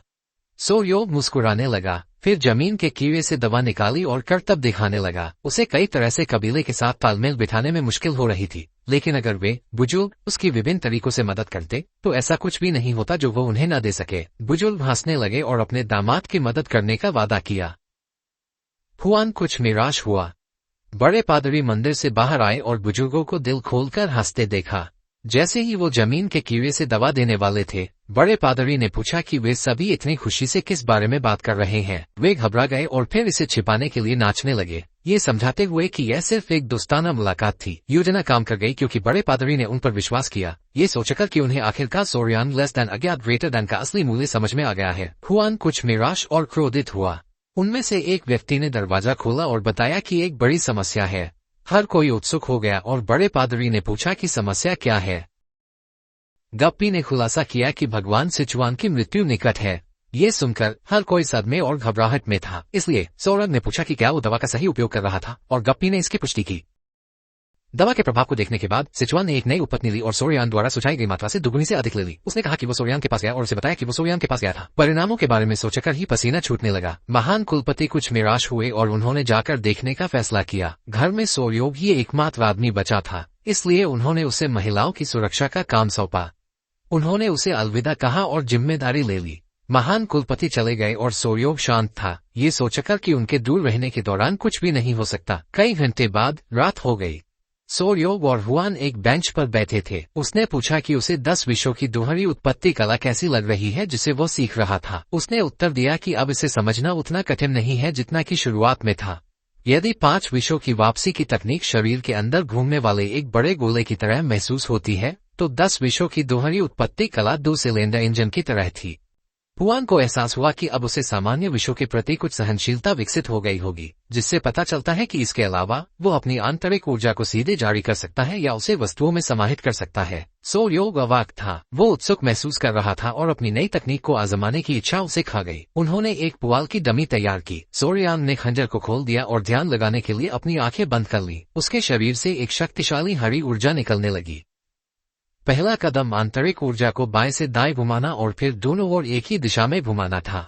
जैसे ही उसके शरीर में प्रमुख ऊर्जा का संचार हुआ, उसने अपनी आंखें खोली और पुआल की डमी पर जोर से खंजर फेंका। खंजर बिजली की तरह चला और बिना किसी प्रयास के पुआल की डमी को भेद गया। सोरियान खुश था और उसके मंगेतर ने उसकी प्रशंसा की कि वह अपनी खाई को खंजर में भर सका। ऊर्जा उत्सर्जित करने वाला चाकू दो नकाबपोशों के ठीक सामने दीवार में अटक गया। पहले तो उन्हें लगा कि वे पकड़े गए हैं और उन्होंने उन्हें खत्म करने का फैसला किया, लेकिन फिर पुआल की डमी को देखकर उन्हें एहसास हुआ कि यह एक सहयोग था। उनमें से एक के हाथ में एक किताब थी। ये blood and poison art secret manual थी। हालांकि यह एक कॉपी थी, लेकिन उनका काम पहले ही हो चुका था, इसलिए उन्होंने जल्द से जल्द यहाँ से जाने और कुछ परेशानी होने से पहले वापस लौटने का फैसला किया। उन्हें लगा कि पहरेदारों ने उन्हें खत्म कर दिया है। तान कबीले के लोग प्रशिक्षण हॉल की सुरक्षा को नजरअंदाज करने के कारण मूर्ख थे और उनकी लापरवाही के कारण भागना उनके लिए बहुत आसान था। लेकिन तभी कुछ ऐसा हुआ और हवा में एक गुलाबी खुशबू फैलने लगी, जिससे लोग तनाव में आ गए। यह एक मीठी खुशबू थी और लोगों को समझ नहीं आ रहा था कि यह कहां से आ रही है। उनके ठीक ऊपर रानी मधुमक्खी थी, जो उन्हें गौर से घूर रही थी, ये जानते हुए कि ये लोग घुसपैठिए हैं।